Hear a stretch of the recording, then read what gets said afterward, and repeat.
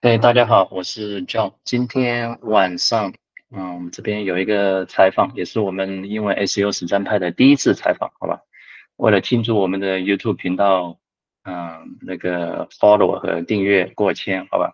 然后像之前说的，今天的第一个嘉宾叫 Alex Savy，所以看一下还有大概10分钟，我们那个采访会开始，所以我先带大家看一看 Alex Savy 到底是谁，我们花几分钟时间一起过一下，好吧？然后我们来分享一下我的屏幕。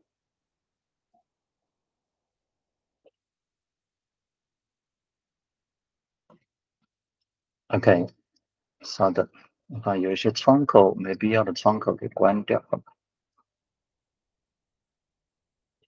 ？OK，Alex Savy，像我之前说的，我们在线上认识的时间应该有1年多了吧？应该，对，我当时应该是无意中发现他的 newsletter，好吧？电子邮件啊，他经常每过感觉是2、3个星期，有时候1个月会发一个 newsletter 出来，里面内容挺高质量，这是我第一印象。对，然后后来就到了去年那个清迈 SEO 大会的时候，然后我通过 newsletter 得知他也要来清迈这里参加 SEO 大会2023嘛，然后我就给他回了一下邮件，然后他也马上回了，所以我们在清迈也有聊过2到3次不同的场合。对，Alex 这个人还是挺平易近人，很亲和的这种感觉啊。对，他应该，嗯，也不是说祖籍吧，就原来应该是来自于乌克兰，后来移民到了加拿大，在多伦多那里应该有将近生活10年吧。对，OK，我们来看看他的，我就挑了一些关键的这种那个文章出来跟大家分享一下那个。让大家更好了解 Alex Savy 到底是做什么的，好吧？然后我们先看他的个人简介啊，这是他的个人叫 personal website，好吧？对，非常简单啊。他的 main call to action 就是让我们去订阅他的 newsletter 啊，对。然后看 about me，OK，my name is Alex Savy，I'm the CEO and founder of A Savy Marketing，OK，这应该是他的 agency 的名字啊。where we launch our own content website，看到没有？他自己也是做内容站出身的，and the local businesses，他在多伦多、加拿大应该还有一些本地的这种生意啊。With our expertise, we also help our clients to get more traffic from Google。所以他也做这种接客户的生意，所以他自己内容站可能还有一些本地服务，还有那个客户 SEO 客户，大概这几类啊。In addition, I do SEO consulting，他也接 SEO 咨询，while I help growing businesses create or adjust their SEO strategies to maximize ROI. Okay, been doing SEO for 10 years, 做了10年 SEO I manage local clients from multiple industries, big e-commerce stores, SaaS project, and others. 对，这也是我跟他聊的过程中，他对电商好像是挺感兴趣的。然后第二个就是软件类啊，对。I quit working for an SEO agency focused on affiliate marketing，所以他之前的履历我看了一下他的 LinkedIn 这里分享不了。他之前应该是在 SEO agency 待过做 in-house SEO，就代运营服务公司然后后来他就自己来做 affiliate marketing，affiliate marketing 应该是做那个床垫那个 mattress 那个市场，好吧？待会儿我还谷歌到他的那个床垫之前他是卖的那个站的名字，好吧？ 3 years later, I sold one of my site for 6 figures and reached a total revenue of 7 figures for the next 3.5 years。它这个网站，它的 one of my website 应该指的是，待会我跟分享的那个好吧，应该是指那个 sleeping 有关的，应该是卖给这个网站叫 Sleepopolis，不知道这个怎么读啊？对，它以前那个网站叫 Sleeping Ocean，看到没有？对，然后这个站应该是被这个给收购了他的网站，但他的 profile 资料和那个还是保留在这里啊。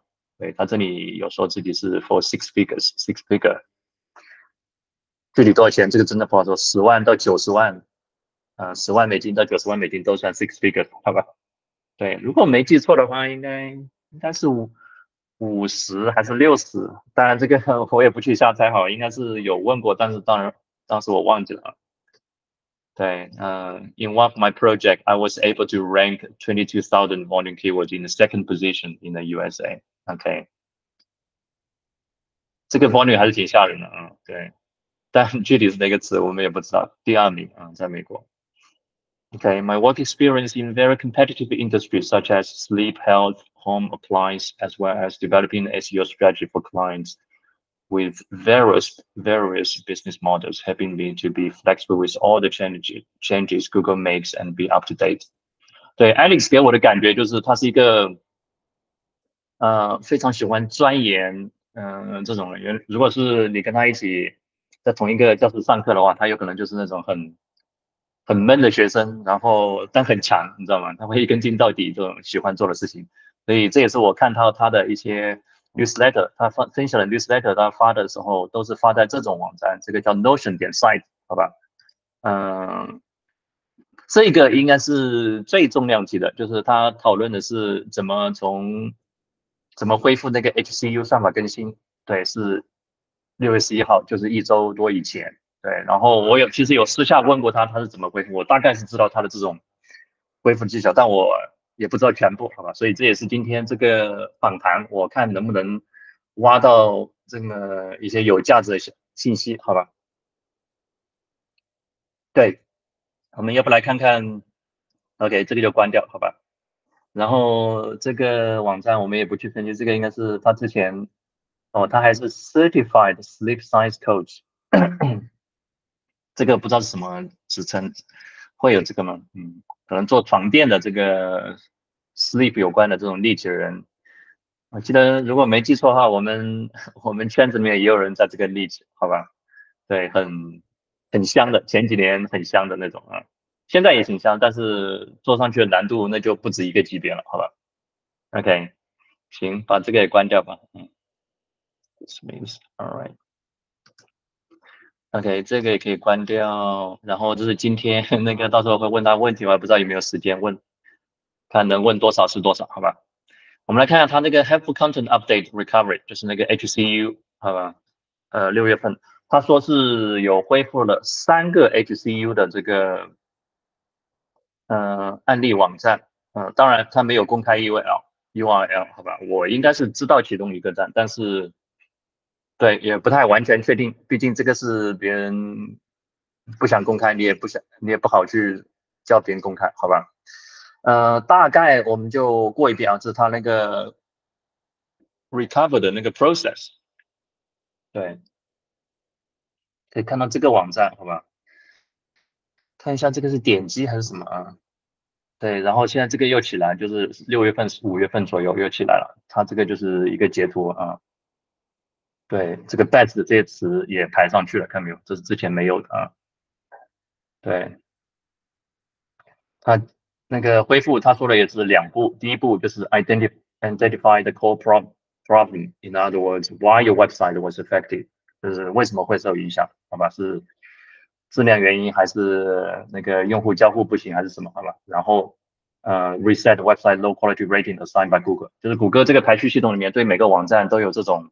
就是像上次那个泄密事件，那个里面的一些这种指标，有可以反映出一个网站的这个 PG 吧，应该是 Page Quality 或者整站的这种 Quality 都有的，所以谷歌对每网站都有一个分值，好吧？这个我们是看不到的，它自己内部，所以它就是第2个要 reset 就重置，好吧？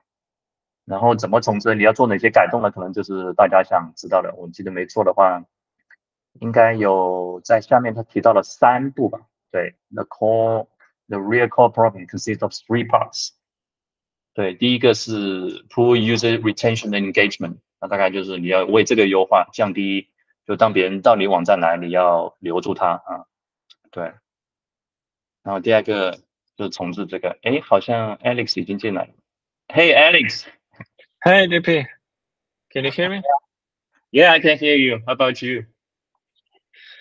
I'm doing well. How are you doing? Doing good. Same here in Chiang Mai. How is you're still in Toronto, right? Yeah, I'm in Toronto right now. Awesome. How is the weather today? Is it like cold, warm? A little bit hot, but it's okay. Not as hot as in Chiang Mai, but still kind of similar. Yeah. Here, I think it's close to between 35 and 40 degree. Do Canadians use Celsius or Fahrenheit? Celsius. Celsius. Okay, we are like between 35 and 40 degree. Yeah, the system here like is a little bit different from the rest of the world. So for example, for the weather, like we use Celsius. For the speed, we use kilometers. But if we need to measure a length or width, we use inches. And okay, it's a mix. Yeah, so you have it's kind of like a mix. and then And American, yeah. I used to stay in the US for 4 years. It took me quite a while to switch the measurement from international to, I think it's English imperial system, right? Yeah, it took me a while. Yeah. Like yards, inches, square feet. I was like, how much is that? Yeah, miles. Like for me, you get used to some, common numbers. So for example, I know when it's like 75 Fahrenheit, it's good weather, but when it's higher, it's typically hot. So it's kind of like my level of understanding, and it's basically for your life, it's enough. I'm not using it for like any science or other like math where you need to be precise in understanding how it works. So for me, it's like it's okay, because there are a lot of Americans here. Like they usually come for business or traveling, so they don't understand the international system, like for Celsius. Like for example, and you need to be on the same page. You need to have some level of understanding, at least on a basic level.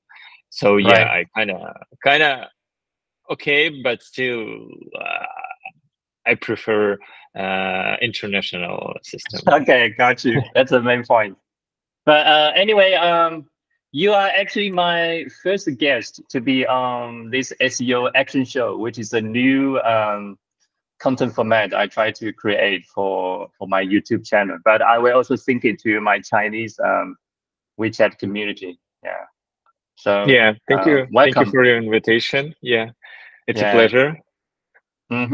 And then just a heads up, yesterday I actually connected some questions from my blog readers and followers.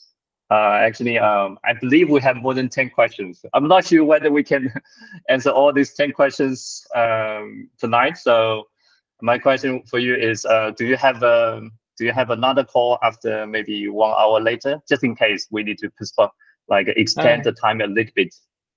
I think we can extend. I have a little bit of free time, so I don't have a call. Like my next call is in 2.5 hours. So I hope we'll end. I try not sooner, but yeah. I will try not to keep you for too long. Yeah, I try to hit it for within 1 hour. That'll be great. Yeah. Okay. Yeah. If we have a lot of questions, like we can extend a little bit and help as many people as we can. But yeah, if it's like 50 and more questions, I think it will take a lot of time. Well, I remember there's one reader, he asked actually 6 questions. I counted as 1 question. He has 6 sub questions. Yeah, because I told them, hey, today I'm going to interview Alex Savy. He's doing these cool things, that cool things. And then they also did some research on you. And then I believe they also asked some great questions. We will see. Yeah. Yeah, perfect. Awesome. Okay, let's get started. So I think I sent you the outline, right? So we'll discuss a little bit on SEO, and then the Google core algorithm, the core update, and the HCU. And then we'll also do a live site analysis, right? Something like that. And the last part is about the Q&A. Okay. Yep, perfect. Amazing. Awesome. So for those who, I don't know, like they don't know about you, can you maybe just give us a brief introduction about yourself, what you did? Like I know I read your LinkedIn, but for those who don't know about you, maybe just quickly introduce yourself. Yeah, my name is Alex Savy. I've been doing SEO since 2013, so 11 years already. I actually was a web developer. Like my career started from being a web developer. Then I built my first website, like actually developed from scratch with my business partner. And then we realized that, okay, we need to grow it. So in order to get some customers, we need to grow it. And at that time, I started learning SEO and how to actually grow the website, the business in general. And I worked for a couple of digital marketing SEO agencies in the beginning, like working with SaaS, e-commerce, smaller brands.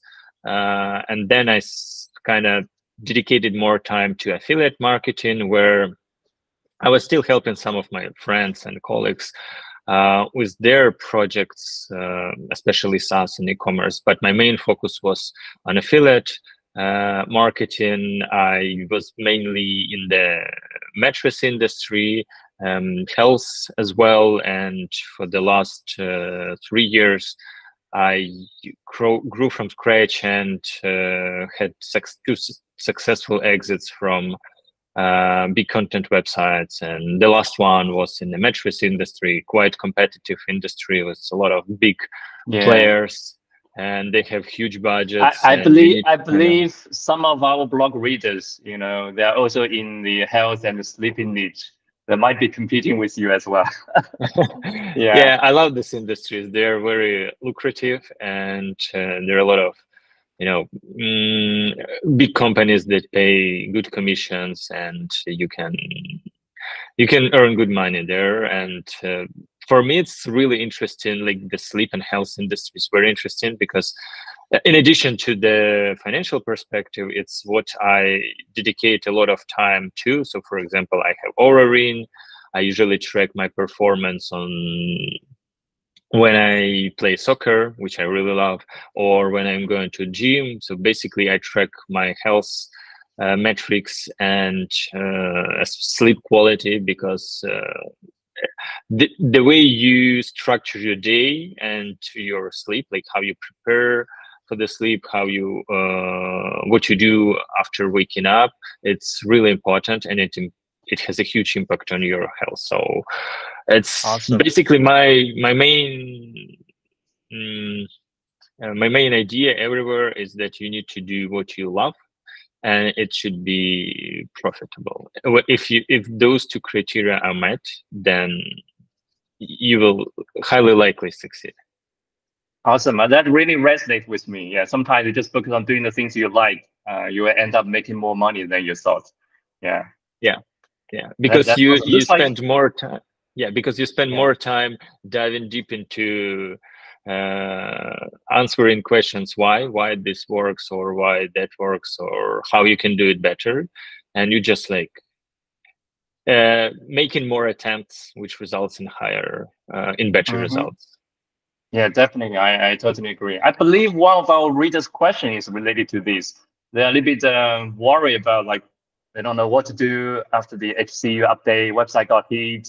Looks like it's the end of the day. You know, I think we'll get to that part. Yeah, I read that question. Yeah. I think it's maybe you already answered that question. Yeah, awesome.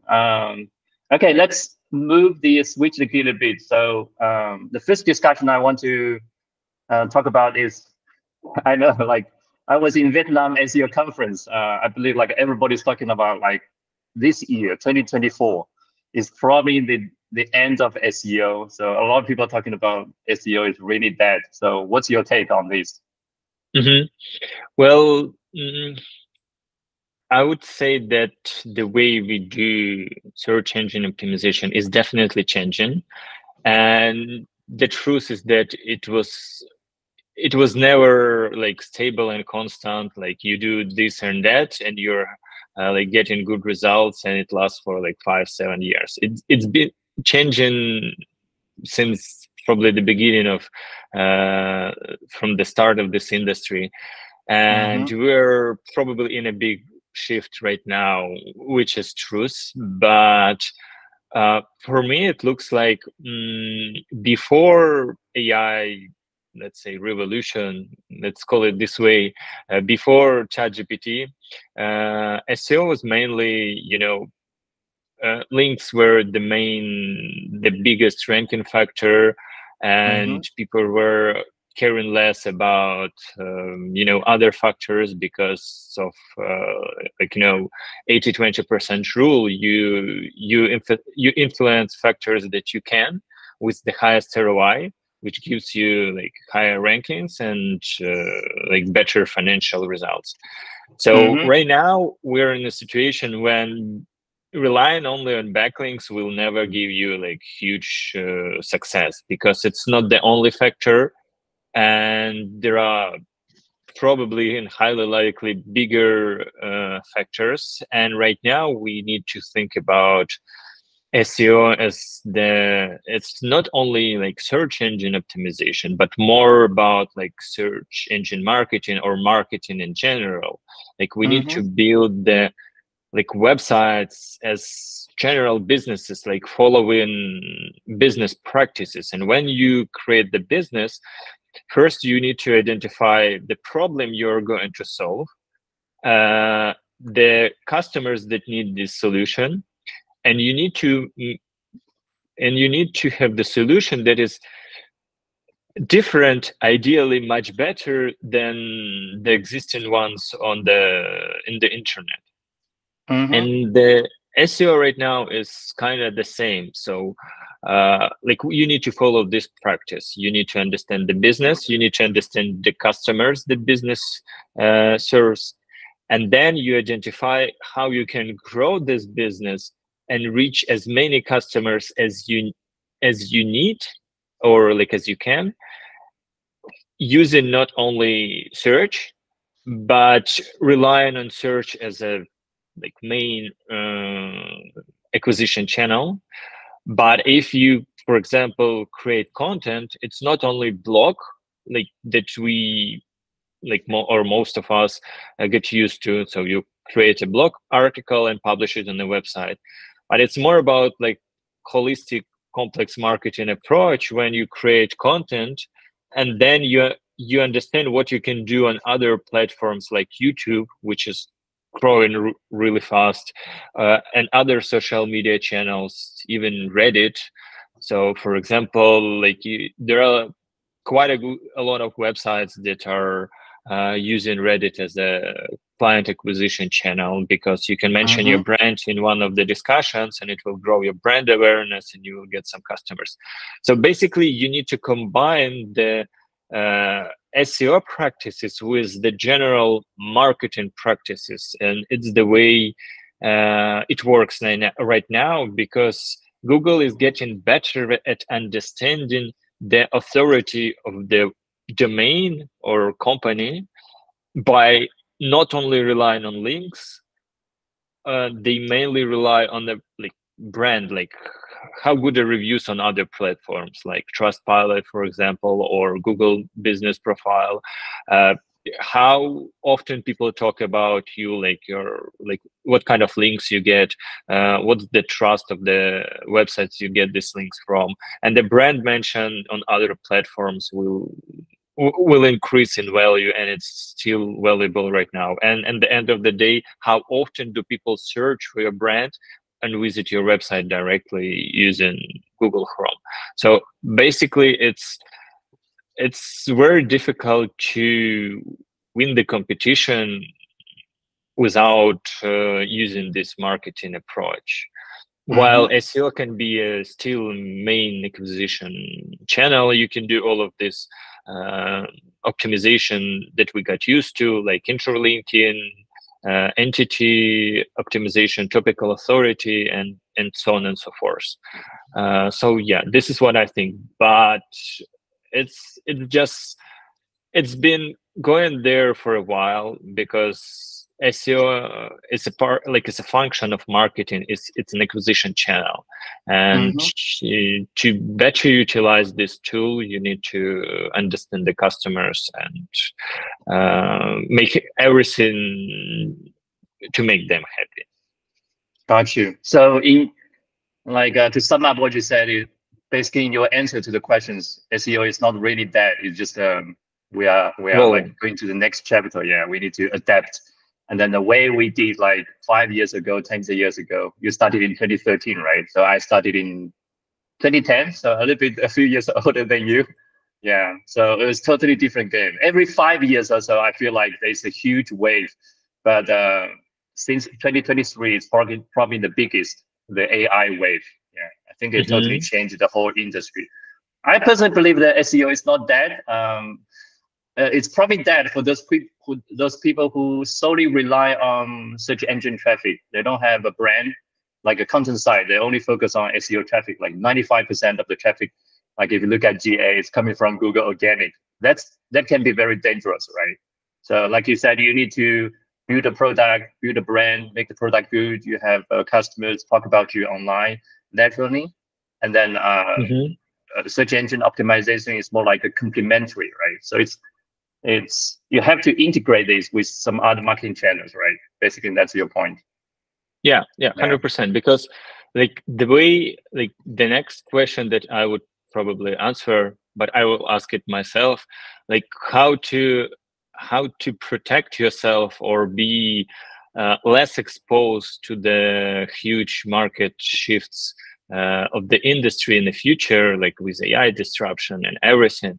It's to rely more on marketing as a whole. Like I've been studying marketing in one of the Canadian colleges back in 2017 and 18, and I had a really good professor who kind of like taught me a lesson that like I remember when I asked him like what's his like he was at that time he was about 50-ish years old, so he's not familiar with SEO much because it was a relatively new industry at the moment. Yeah, and when I asked him about like digital marketing, because like it was also kind of like a new channel for him, and he mentioned that there is no digital marketing, there is just marketing, and digital is just like the channel, like how you reach your customers. Before internet, people were using, you know, magazines, so people were using mails, so they were sending a lot of promotional mails to your mailbox, or billboards or other acquisition channels. But right now we have digital, which is a really powerful tool. Like we can measure efficiency much more accurate, because for example, how can you measure the effectiveness of the billboard or some events? It's not as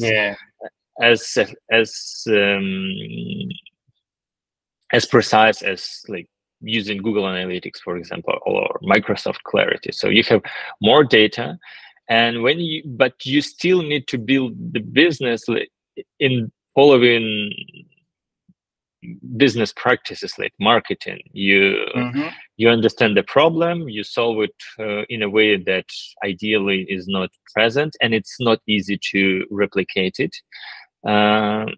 And that's how you can do it. Like for example, let's do Tesla. Like car industry is very difficult to disrupt, because you need a lot of resources, factories to produce cars. And if, for example, Elon Musk was trying to create a better gas-powered engine, or like faster car using the existing type of engines, for example, he would unlikely to succeed, because like it's not new, and speeding up the car by half a second is not like the thing that will make most of the people buy the car. So he completely reinvented the wheel. He made an electric car and solved a few other problems. But this is what we need to think about, like content websites and business in general. Like we still, with content websites, for example, we still need to provide people with some information that they're looking for, value, but we need to make it in a little bit different way, at least in the usability perspective, because people's experience is the way how you can win competition. If people like how your website look, or they like some functionality that you give them, then they will come back and they will like your website. So yeah, this so is basically it all comes back to like the fundamentals of marketing. Like your professor said, there's no digital marketing, it's all marketing, you know. Yeah, somehow that is quite how does it resonate with me, because you know the way people's buying behavior won't change, psychology won't change, it's just the way they buy things change, right? So yeah. Actually, your professor reminded me of my business school. I also graduated from business school in San Francisco. Yeah, we spend a lot of time, you know, talking about business model, how to disrupt something in a like competitive industry. You know, yeah, we have a lot of case studies on that. Yeah, it was like fun time at that time. Yeah, and for me, like the probably the thing that we can do better, like the way we can disrupt industries, not always disrupt, but win competition, it's by providing better experience, like better personal experience. So for example, brands, they can provide better customer support, because if people like the way you do it, even doing the same thing, like for example, like selling the same chairs or tables, but providing better customer experience, better experience in general. So you sell well-made products for a reasonable price, but you provide a better customer experience, people will love your brand and will come back. You will have brand loyalty, brand searches, and everything that you need for search and marketing. Like I can share my personal experience, for example. I don't, like, disclaimer, I'm not affiliated with the brand I will mention and not promoting it in any way. But for example, I use Dyson as a brand for most of the home stuff, like for home appliance. You are rich, man. Yeah, Dyson. I know the product is pretty expensive. No, but the reason why I love them not is because like they have a good brand, but like they have amazing customer support, at least based on my experience. And when you have like the problem you need to fix, and you call them and they solve it very fast, then this is what I need. Like, that's it. Ideally, it's not like ideally it's when you don't have problems, but in reality, you will like have some problems in any way with most of the brands. It's not their fault. It's just like how the world works.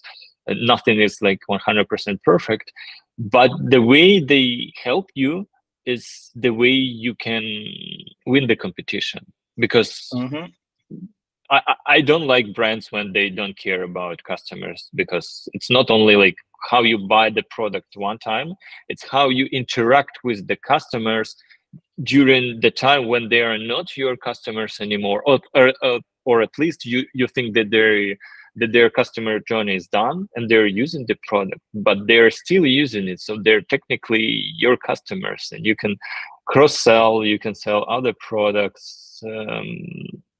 So yeah, personal experience is the thing that we need to focus on the content websites as well. Got you. And then when people love your brand, love the product, they will say good things about you. And then Google or any machine, they can understand this, right? So they give you more traffic. It's more like, I don't know if you know, Authority Hacker, they recently had a podcast talking about like Google now is more like becoming a traffic reward system other than a traffic acquisition system. You know, previously like everybody want to like exploit Google for traffic. Now it's not, you know, it's changed.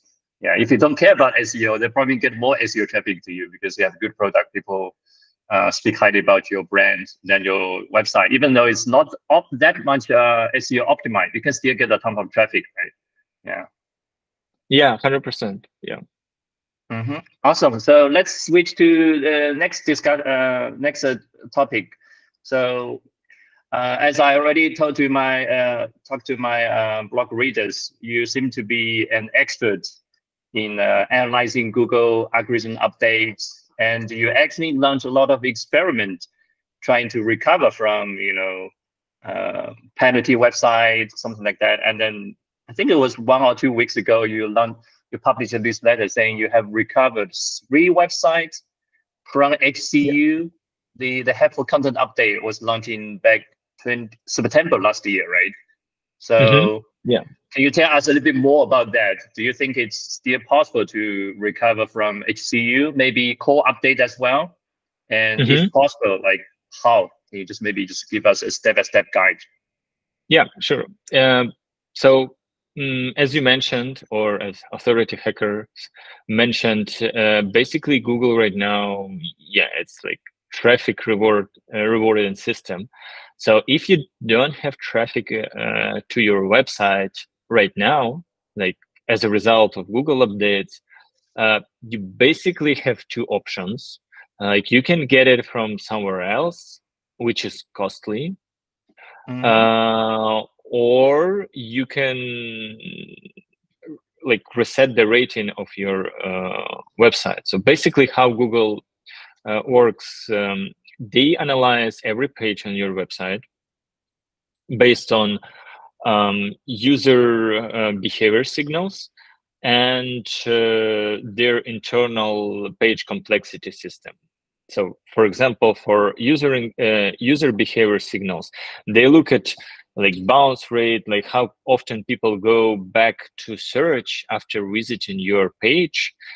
And for example, if they go back to search often and click on other pages, and it happens with a lot of your pages, then it means that your website is not helpful. They don't really care about like how, but this signal is the way that proves Google, like one of the signals that says, okay, this website is probably not that good.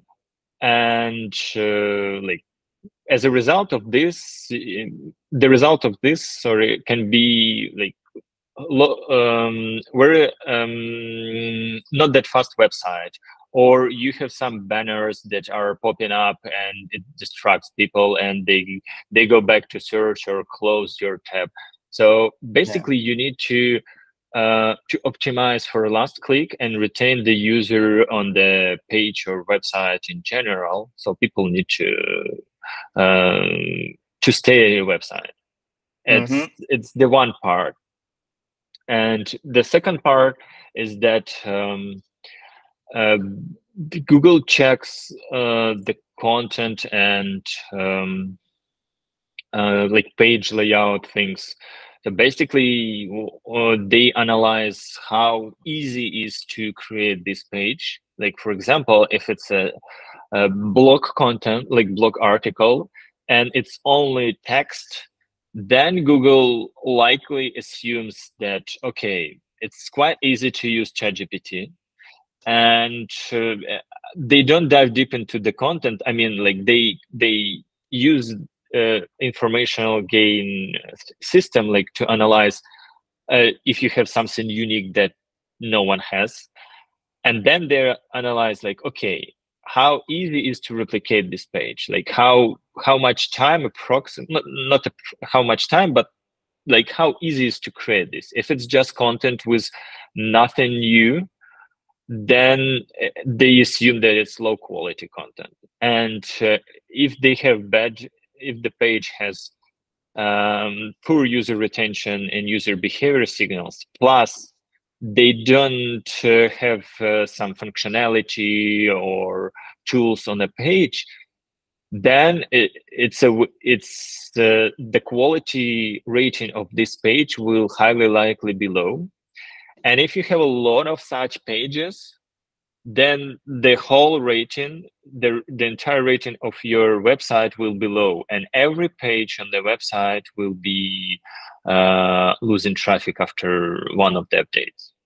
So it means that, like, based on my tests and what I've seen, they're doing it during big updates, like helpful content and core updates only, because they can't. I don't know if it's too costly or they don't have enough like machine power or any other reason, but they don't do it. They do it mostly during big updates. So they have smaller signals like presence of affiliate links, for example, that they check often. like it's a part of the algorithm, and they check it like every day or week, depending on the website. But the bigger shift, like analyzing the quality of the page, they do during the updates. And Gotcha. they, I think yeah, and I I think they think what use you LLM in some way. Yeah, you actually you analyze the recent Google algorithm leak, right? The API leak. Yeah, some of these things are actually kind of validated.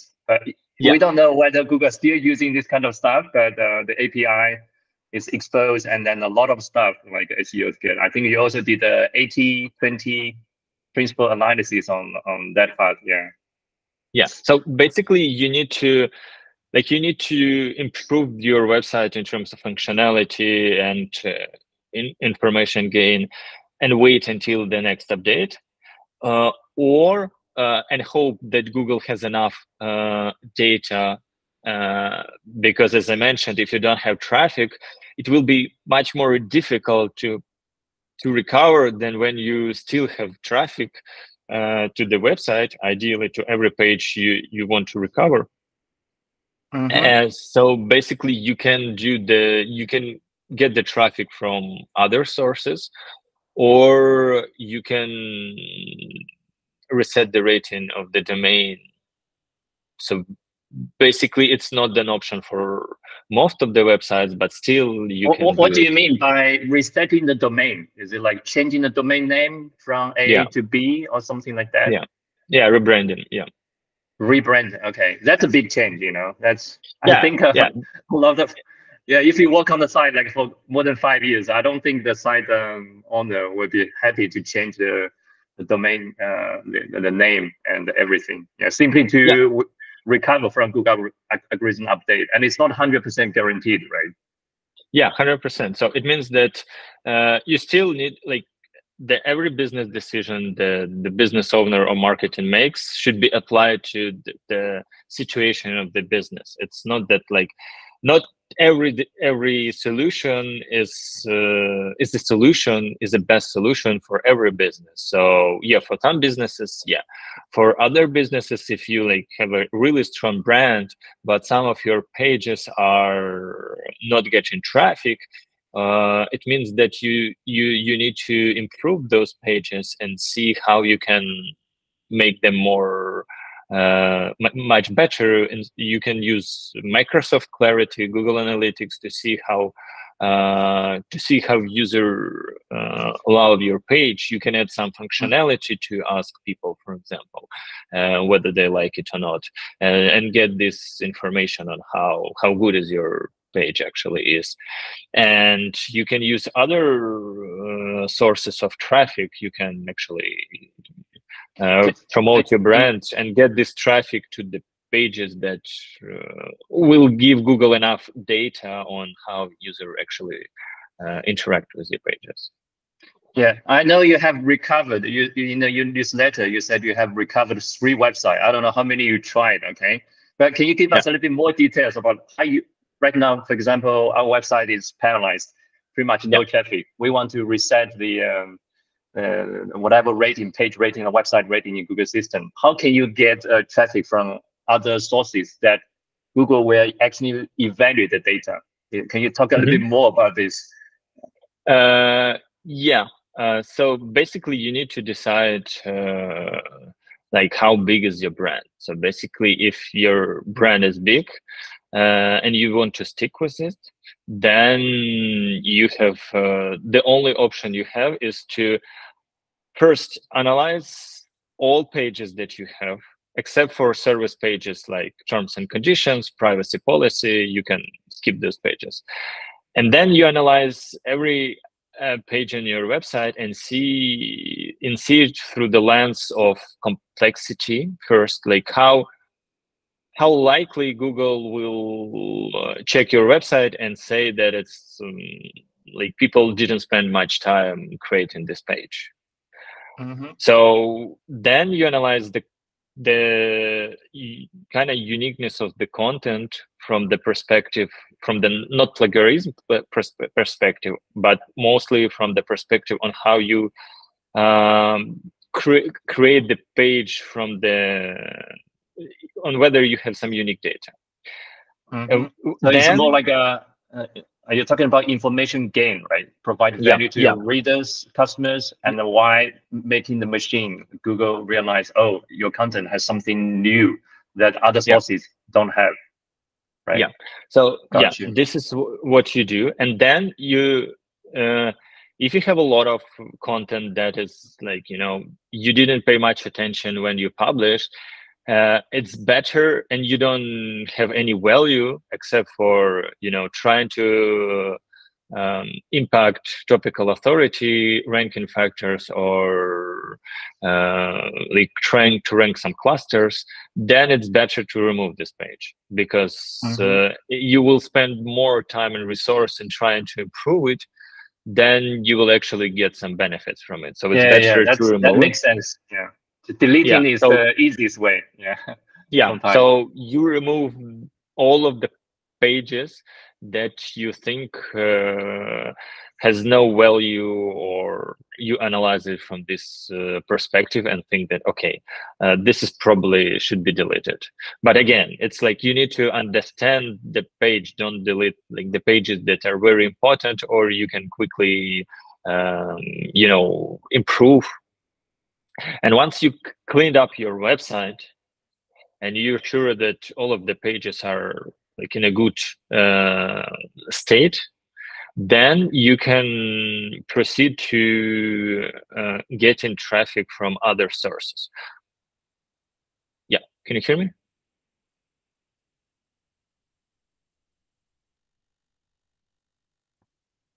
I don't hear. I think my phone has some problem. I just take it off. Yeah, should be okay now. Oh, okay. Yeah, I think I lost you for like 20 or 30 seconds. Sorry about that. Yeah.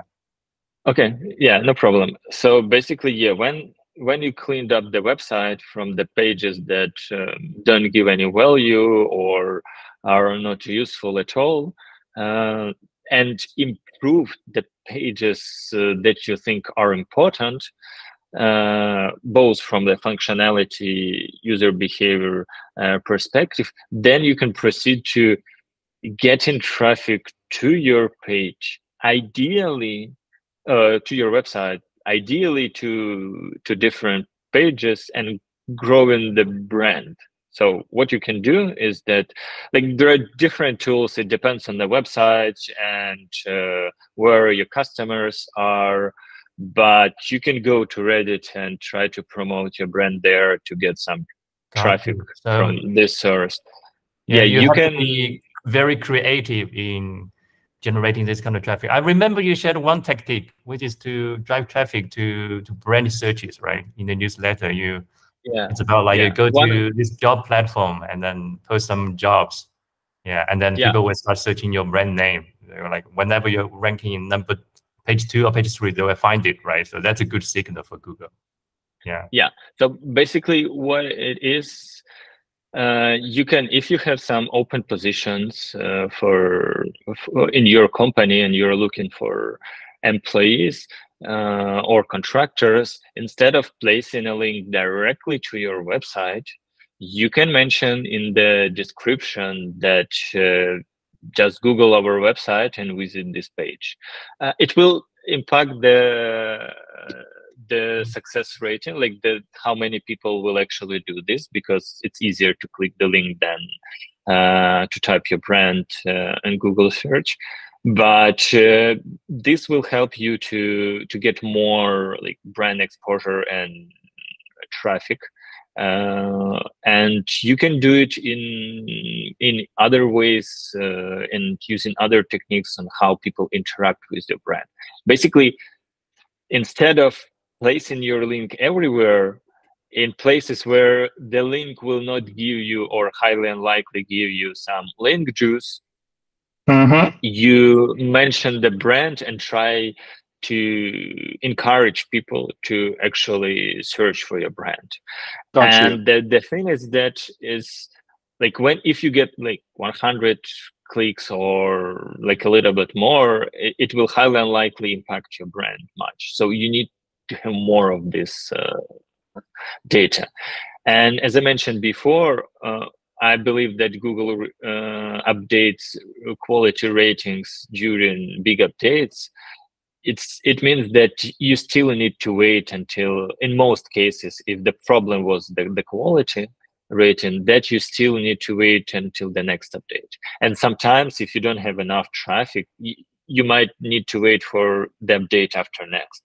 So the thing is that if you want to keep the brand, then the only way is to do it in this way.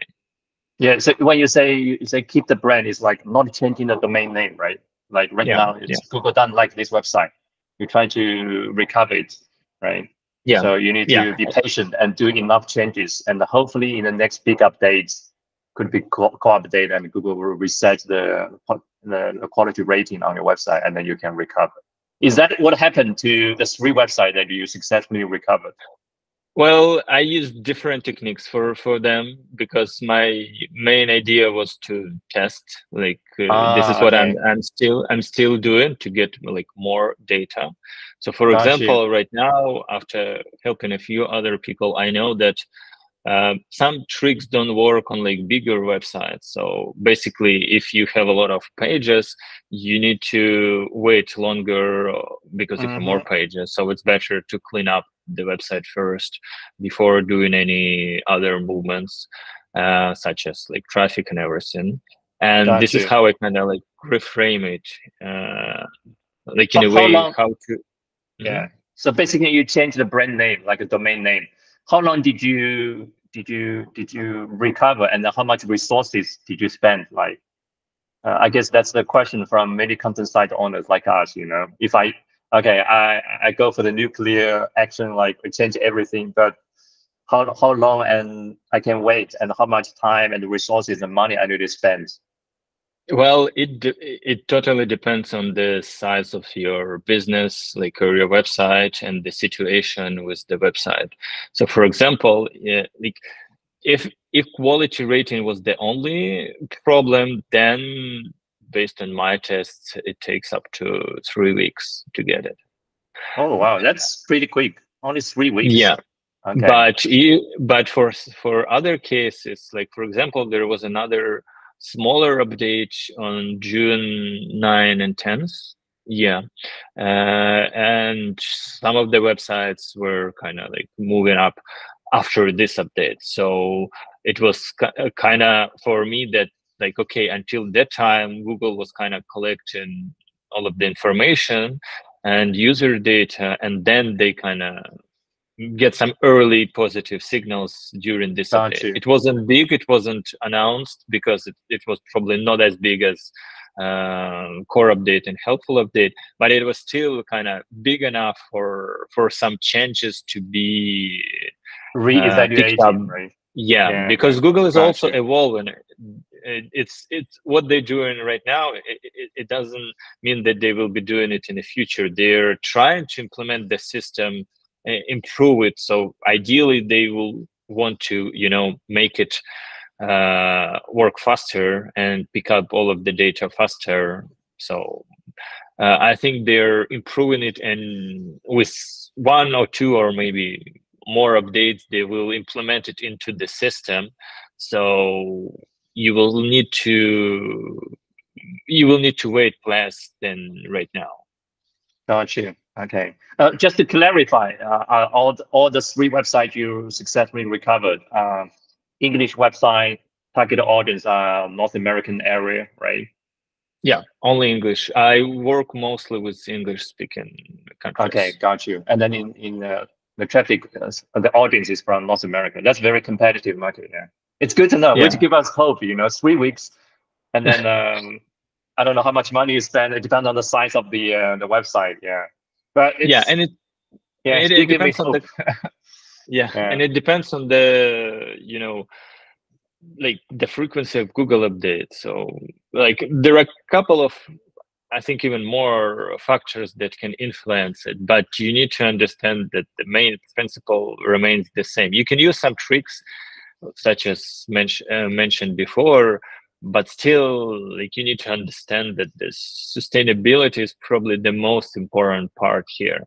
So if you like want a quick results, I mean, you can get it, but why would you spend your resources and time to get a good result for 1 month while you can, you know, if you want or have enough resources to wait and do it in the right way, then I think sustainability should be the factor, like more important factor than speed.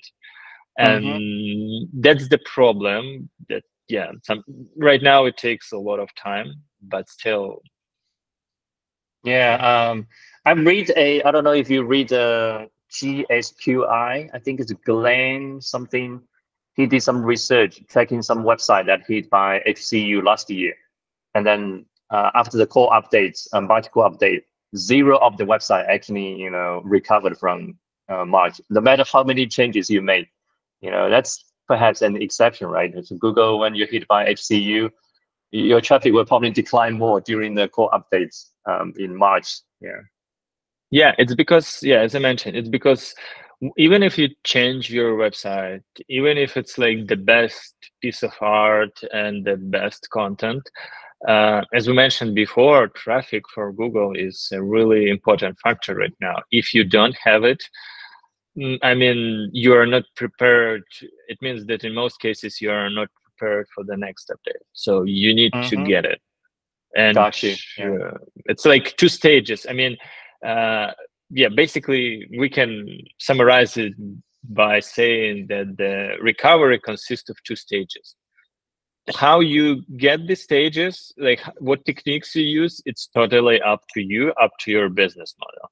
The first one is that you need to improve your page user experience, website user experience and retention, and quality of pages in general. And the second one, you need to get the traffic. By this or that way, like it's totally up to your business, your risk tolerance, and the way you work with your brand and website, but you need to have those 2 stages. And then step 3, be patient until the Google algorithm update. But we don't know how long. It could be a couple of weeks, it could be a couple of months, maybe 1 year. Yeah, no one knows. Yeah, but it's like, yeah. So basically, instead of chasing, not instead of, but prioritize chasing traffic over, you know, links, for example. But still, okay, I still have one more small question related to this topic before we switch to the next discussion, site life site analysis. Yeah. So what if I run a content site, got hit by HCU? When I optimize step 1, I update all the content, the quality is great. But should I also disable the ads? Because some of our websites are monetized with media buy or ads, right? Should we also disable the ads on every page to make the user experience better? Like, what's your suggestion? Because I'm a little bit nervous doing that. I'm still making money from this kind of sites.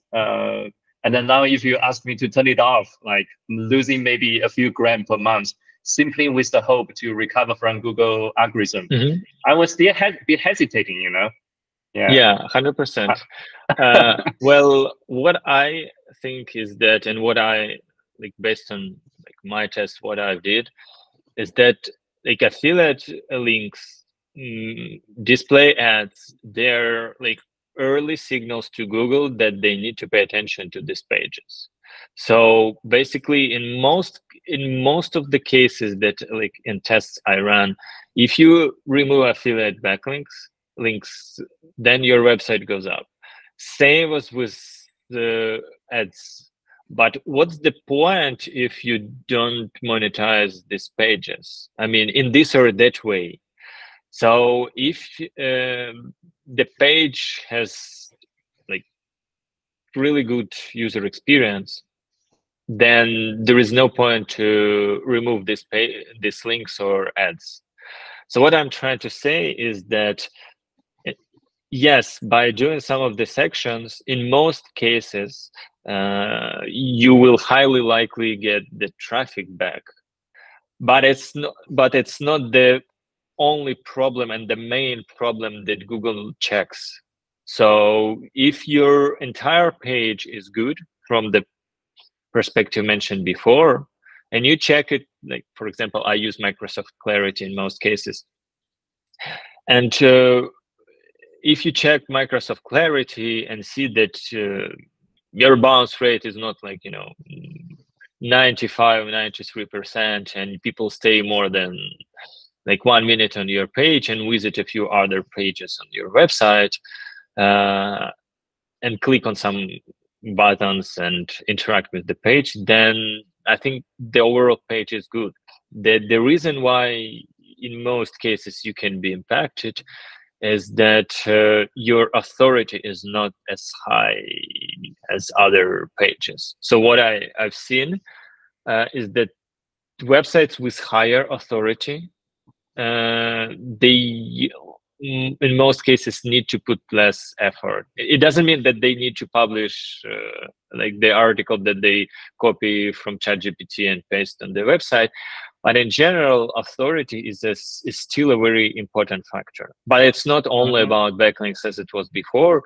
It's about the complexity of the brand that Google analyzes, like how you present on the internet in general, what other platforms you use, like Trustpilot, Google Business Profile, and others, and traffic and backlinks.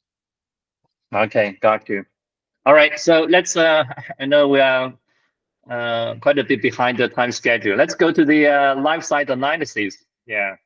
I think I sent you this website, right? It's a blog, it's one of our readers' website. It's about a B2B manufacturing. Let me share my screen really quick. Yeah, his site, it's actually quite interesting. It's like 2 days before I did this interview, he reached out to me. Hey, I go by John in China, okay? Outside of China, it's, I go by JP. They say, hey, JP, my website got hit. It's not a content website. It's a real B2B legitimate business, doing manufacturing, something like that, but still got hit. Yeah, and then he asked me the reason why. I said, okay, can I have your permission to share it with Alex Savy? Maybe he can give you some good ideas or tips. Yeah, so as you can see, it's this one. A quick introduction is like they sell steel coil. No, it's not what sell. The manufacturer steel coil. I don't know what that is. Yeah, it's B2B. The target audience customers are maybe like businesses in US, Europe. They will buy many like steel coils and related parts from them, And then the main call to action is get a quote. You can see here, get a quote, and then you have this. So whenever someone sends a message here to them, it's a lead, and then they will follow up, call the leads, and then convert them into paying customers. This is how the business model. But look at the Ahrefs. Okay, let me take a look at the Ahrefs. You will see a huge drop in traffic starting from, I think it's last September update. Yeah, according to him, it's actually start from mid of last year. I believe. Yeah, I believe it's correlated with September. You can see here. Yeah. Yeah, it's September 17th. I remember that day very clearly. So drop, and then even goes up a little bit. Still drop once, drop twice, drop 3 times. So it's like this year, like traffic is dropping down. Not zero, but compared to like 2 years ago, it's a significant drop. So after looking at this website, what do you think is the main issue? Well, I will send you in this chart a couple of backlinks from this website to or maybe you can share your screen. Do you want to share? Yeah, let's do it. Yeah, you can share. I just introduced this website to our listeners. Yeah.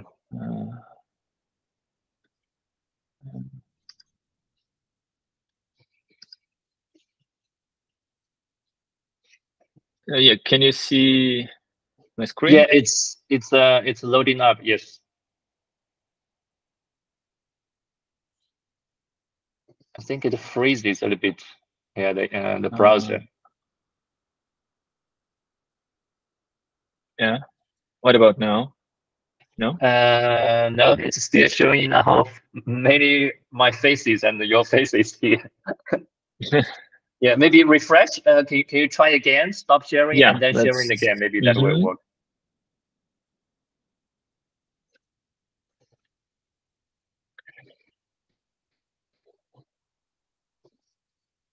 Can you see it now?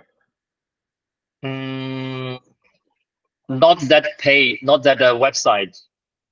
Not the traffic. What about now? Now it's good. Now it's good. Yeah. Now it's good. Yeah. So I checked the website, and for example, these pages, basically there are some articles on the website. It's not only just like a couple of pages, but there are some articles on the website. So for example, like this or this, these are clearly blog articles. And if we look at these pages, like for example, this page looks not that fresh. And this one was published 4 years ago. Yeah, this one even 3.5. So Google doesn't like up-to-date content.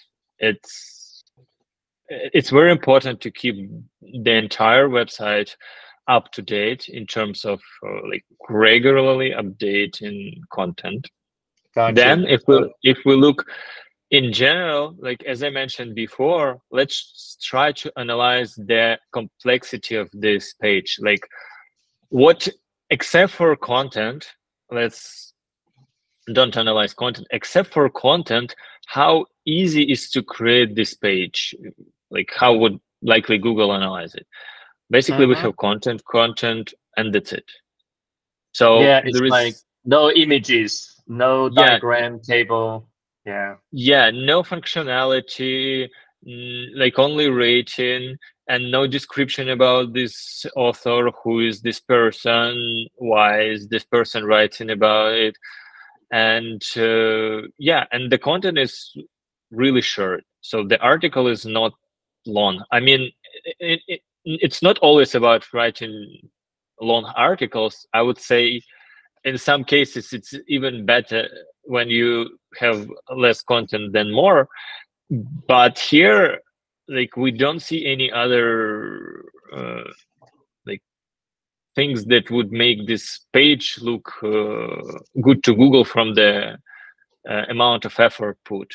And from the user perspective, people don't like to read content as much as they were like 10-15 years ago. They need to have some quick actions. And if we look at, for example, YouTube or movies that are like new movies, they try to change the perspective, the shot very often. So they don't make it like very long for one action. They change it fast, because people are kind of like, want to, let's say, less patient right now than they were before. They want to get their answers faster. Right now, here, people will need to read this content to get the idea. And in most cases, people that read, they will get bored because they don't have nothing. They don't have anything to click on, or they don't get the answer to their question. And I assume a lot of people will, close this tab or go back to search, trying to find something else. So this page pretty much the same. There is content, like table of contents, but yeah, same, like only content, nothing else. And the content is organized in a way that like heading and a lot of text, heading and a lot of text. So I don't know how this content was created, and if it was created like 3.5 years ago, it's highly likely that it was produced by the person, like written by someone. But for Google doesn't check if it was written with ChatGPT or any other tools. They check how well organized it, how good it from the information gate perspective, and from the complexity in user behavior. For this, like, I don't think that people will be patient enough to read this text and understand that, okay, this article is good. So I think that it's the main problem, and there are quite a few of such pages that that are created in this way. So, for example, what I mean, for like to have a comparison to show what is good in terms of all of the factors that I mentioned. For example, this website, roamtorio.com. Yeah, So I know this type of website. Yeah, it's really amazing. Yeah, I love what they do. Yeah. Yeah. So basically, they target the keyword how to get from place by different types of transit, like bus, train, taxi, car. And if we analyze this page, like the way we could create this page is by writing pretty much the same article. Like, for example, following this way, like heading, content, heading, content, heading, content. Here, they took a different approach. They give you the functionality, like you can change it, like you can change the direction, like from Bangkok to Pattaya or from Pattaya to Bangkok. Then they have ads. We see it. They have the banner with affiliate link. And then they have some functionality, so you can pick and see what's going on. You can see the schedule and answer some questions. So you can click on any of this and let's do it. Oh, it will open in a different tab, but it will give you some functionality. So you're like, okay, I can check the schedule, I can check the price, and yeah, it looks good. I can even change the date, but it's still, let's go back. Oh, they kind of do it in this way. I think you click the banner, click the Expedia, Yeah, and again, they have some functionality here. You can still read some information about Pattaya and a little bit here, and they have affiliate links again here. But the main idea, the way the page is created, they don't have a lot of content. Basically, the person who is trying to find the answer how to get, they don't always need that long article explaining all of these ways, but you can go further. You can show them, okay, you can do it this way, and here is how much will it cost you, and here you can see when you can get there. Basically, you think about the user from the perspective, like you put yourself in their shoes and say, okay, if I were looking for this answer to this question, what other things would be important to me? Like clearly, if you're trying to find a way how to get from Bangkok to Pattaya, you will likely need to know the price, when you can do this, like what other alternatives you can use, or maybe you can get some, like if you think that, okay, during your research, you think that it might be expensive or it takes a lot of time, or you don't like this or that way, like let's say you don't like trains or cars, for example, then you can use any other way, or you can go to like different things, like to different cities, or you can try to find a way to stay if you actually like it. So basically, they think about the next steps of the person and give them more information in a very interactive way. You can click on this link and check. Yeah, basically just make the users happy, right? So when the user like visit your page that was written 4 years ago, they will probably say, oh, maybe the information is outdated, no matter how great are like. And then given that it's all text, like looks like it's even, I think AI tools can write it even better, formatted better, right? So when they come to this page, they will go back button and visit maybe a competitive stage that is a little bit nicer. Even if it's just 10% nicer, that user will be probably more happy. And then Google knows this, right? Especially after 100%. After since 2 years ago, they upgraded their ranking system. So when Google upgraded the ranking system, I mean, as a website owner, we also need to upgrade our content and product services, right? Otherwise, it's unlikely that Google will give you the traffic that you used to get. I mean, this blog reader, when he reached out to me, he says he got a lot of leads maybe two or 3 years ago from this website. Now it's like, I don't know, maybe 1/3 or 1/4 of like it used to be. Yeah, the thing is that things are changing, and it's like there are a lot of good websites, and some of them may be outdated, some of them people might not like, or like still like them. So it's like things are changing, and if it worked like 4 years ago, it's good, but things changed and we need to adapt. This is basically life in not only in SEO, in a lot of other industries. Because of the competition, people want to win. That's why they invent something new, better, or not always better, but still new. And some people might like it, and that's how they win competition. And what worked before might not work like tomorrow. So yeah, it's like basically we need to adopt. And this is a really good example of what. And if we look at this page, there are actually not that much content, and I bet they have a lot of, you know, programming functionality under the hood, which they don't, you know, manually add.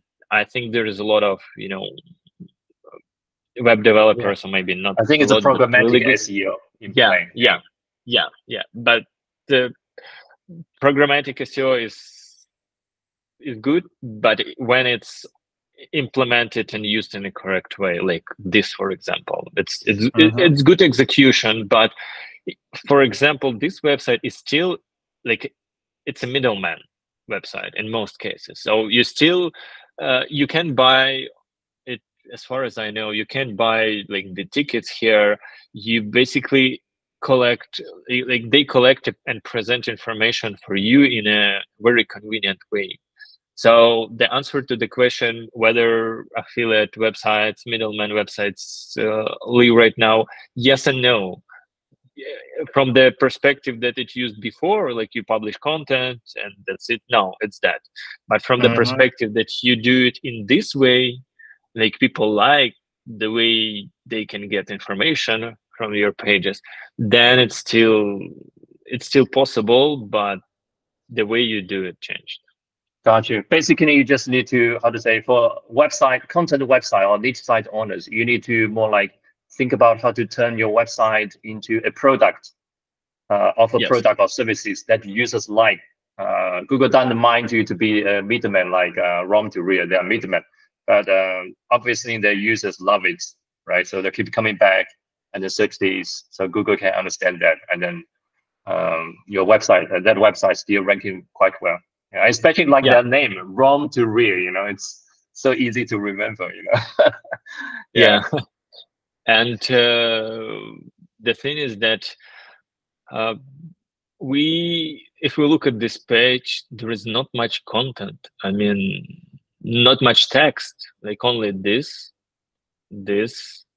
and some answers to the question here. So the very common mistake that I see right now is that people still try to produce a lot of content because like more content better for Google, which was the case some time ago, but things changed. And as I mentioned before, sometimes, like in this case, less content is even better because people don't need to read all of this long pages. They need to get their answer to their question, like this, for example.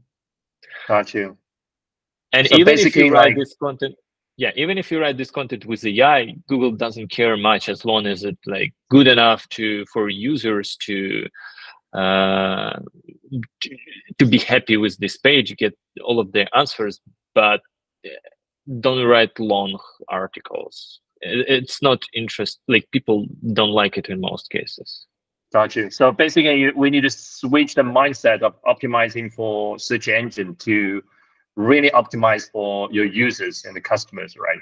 So even if you use AI to create the content, as long as your customers are happy about what they see, and then engage with your page, that's good enough, right? Yeah. Gotcha. Awesome.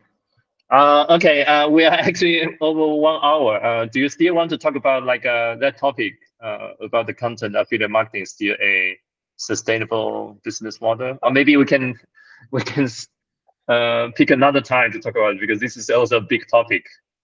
Yeah, I think we can like talk 5-10 minutes more and then switch to another topic.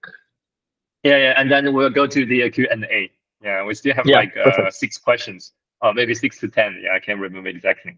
Okay, so the next topic is like, do you think content side and affiliate marketing is still a sustainable business model?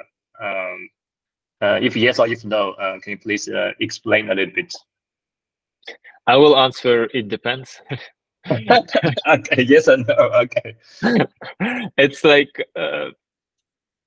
it depends mostly on execution.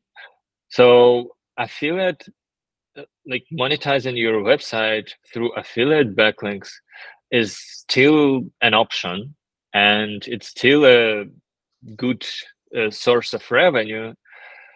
But in most cases, it's not as profitable as, for example, selling your products or services.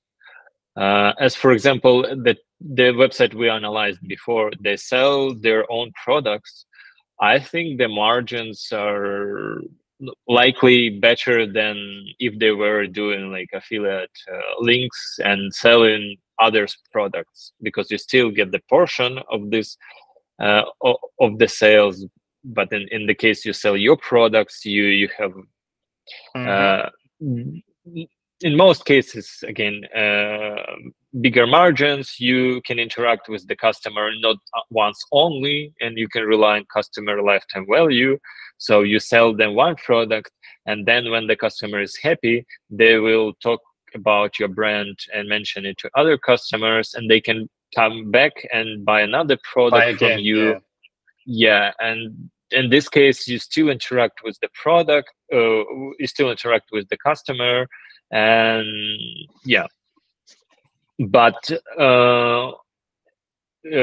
these websites, they still can like monetize with affiliate marketing business model. What I mean is that if you like this business model, or you know like some industries or ways on how to make it profitable, why don't you create your own product? It can be digital product, it can be service that you sell, and use affiliate as an additional source of revenue, or sometimes it can be even really good one. And now you have different traffic sources. Different monetization ways, and you can use different traffic sources and still be profitable. I remember when I talked once to a really smart guy, it was in Chiang Mai, and I was talking to him about content websites, and he mentioned that they don't buy content websites where they can't run paid ads.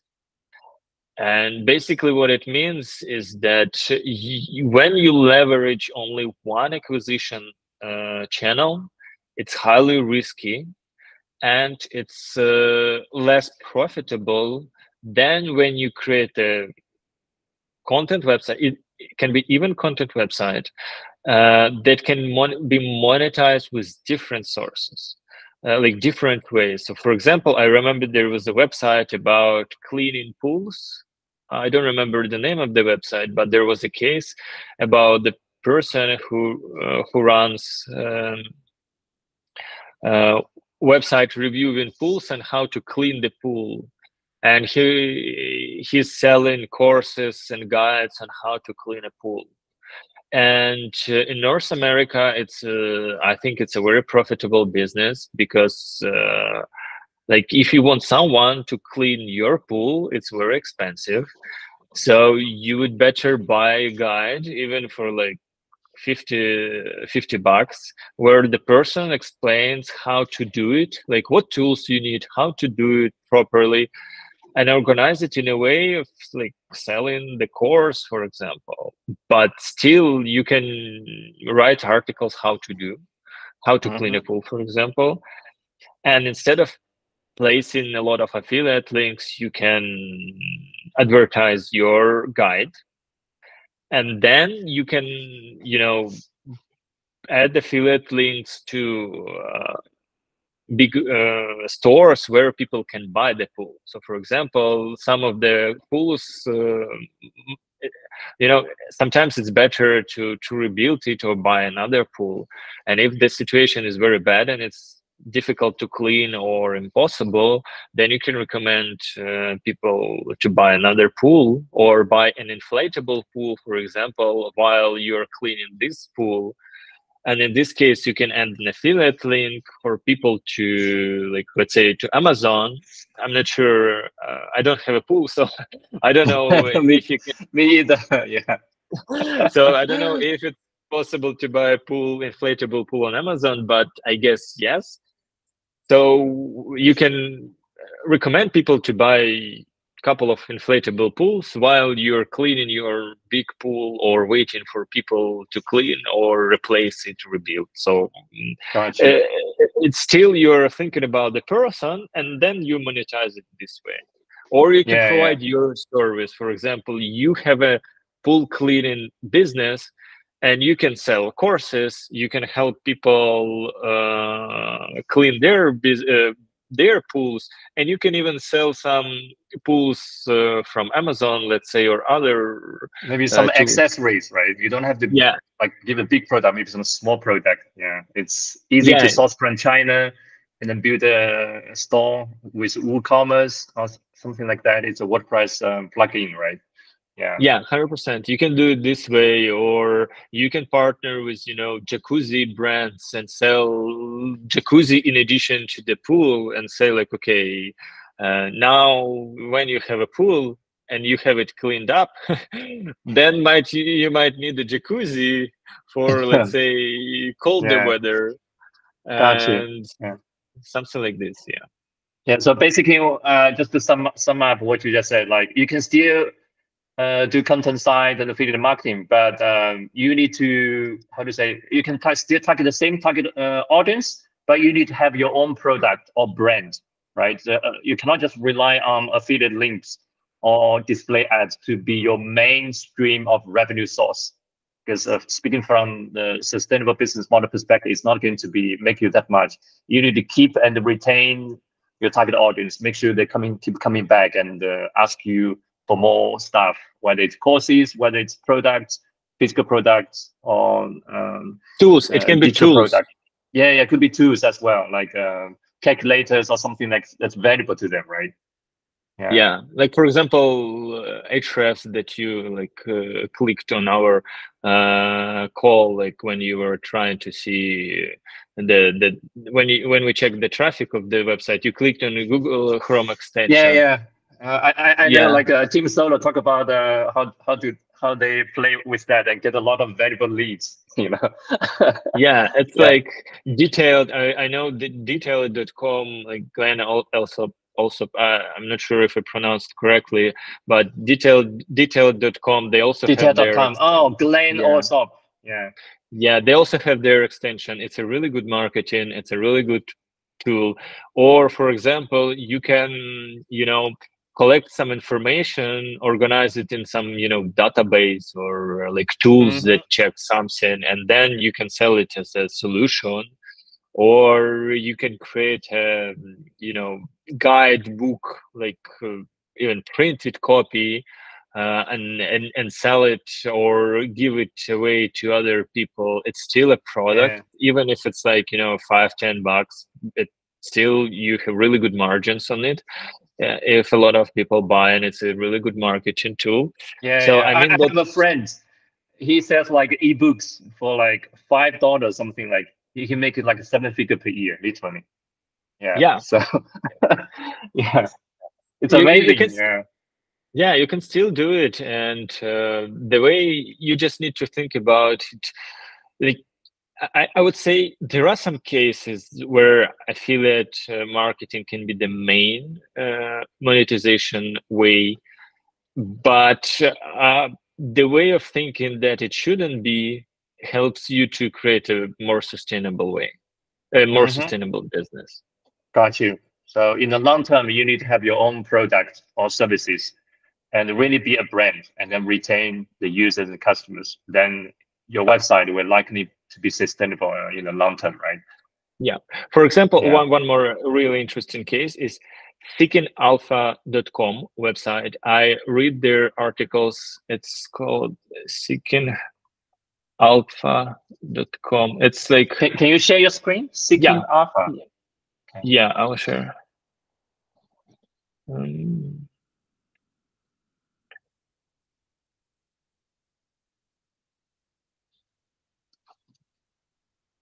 Yeah, can you see it? Yeah, it's good. Seeking Alpha, okay. Yeah, so I like this website. I like this brand. I read their articles often, like not often when I have time, but they sell information. Like, for example, you can get access to their articles that are written by experts, and in order to get these articles, you need to have a subscription. You see, for screeners. So they sell articles, they sell tools, stock screeners, and analysis, like information. They sell information in different ways, I would say. This is a finance website, right? The information is money, when you get some insider information, that can make a huge impact on your investment decision, right? Yeah, and they use email marketing as a very powerful marketing tool to convert and interact with the users.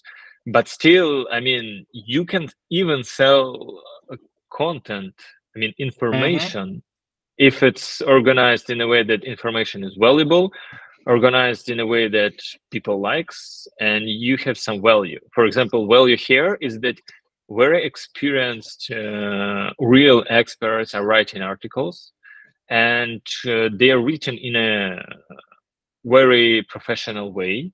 So for people who are looking for real experts or good take, they can read these articles and pay subscription. So yeah, you can monetize. What I'm trying to say is that you can monetize content websites even with the subscription. So basically, you don't need to have a product. Your content can be a product, and in most cases is a product if it's good enough.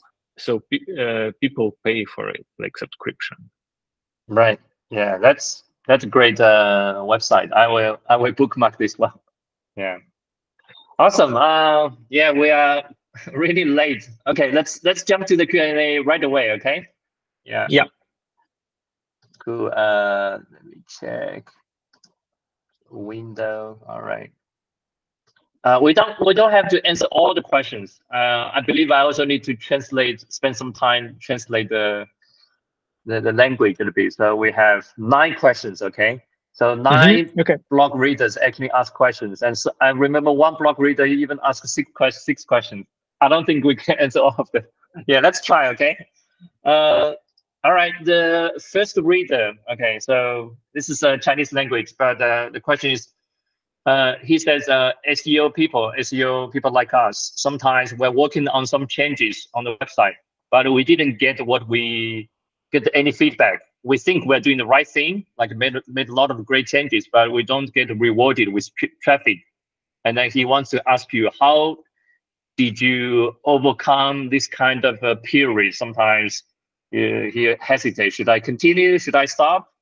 I think it resonates with every content site owner, especially in the past 12 months. So he wants to know your opinion. Yeah. How did you come through this kind of like tough moments? Period. Yeah. Yeah. Well, I would say that like every person is different. You have like different tools that you use, and some tools might be suitable for one people and not for others. So what I usually do, like, in most of my decisions that I make, before making a decision, I try to find the ground, like the base I can rely on. So something that is like, the most reliable thing that I can get in a particular situation. Because in the times of uncertainty, you need to still have some ground under your foot to do not let emotions take control over you. Got you. Yeah. So in most cases, what I do, like right now, when I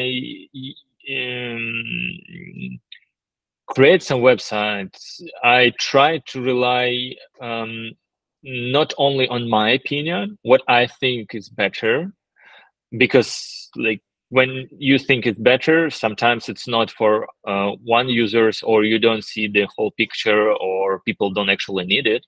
So I try to get the feedback from other people on the website, or I ask friends, or I get some consultation from other people when I need to get enough information to have this kind of foundation and make this decision. So for example, it's not only related to SEO, but for all of the decisions, I usually collect information first, analyze it second, and then make a decision.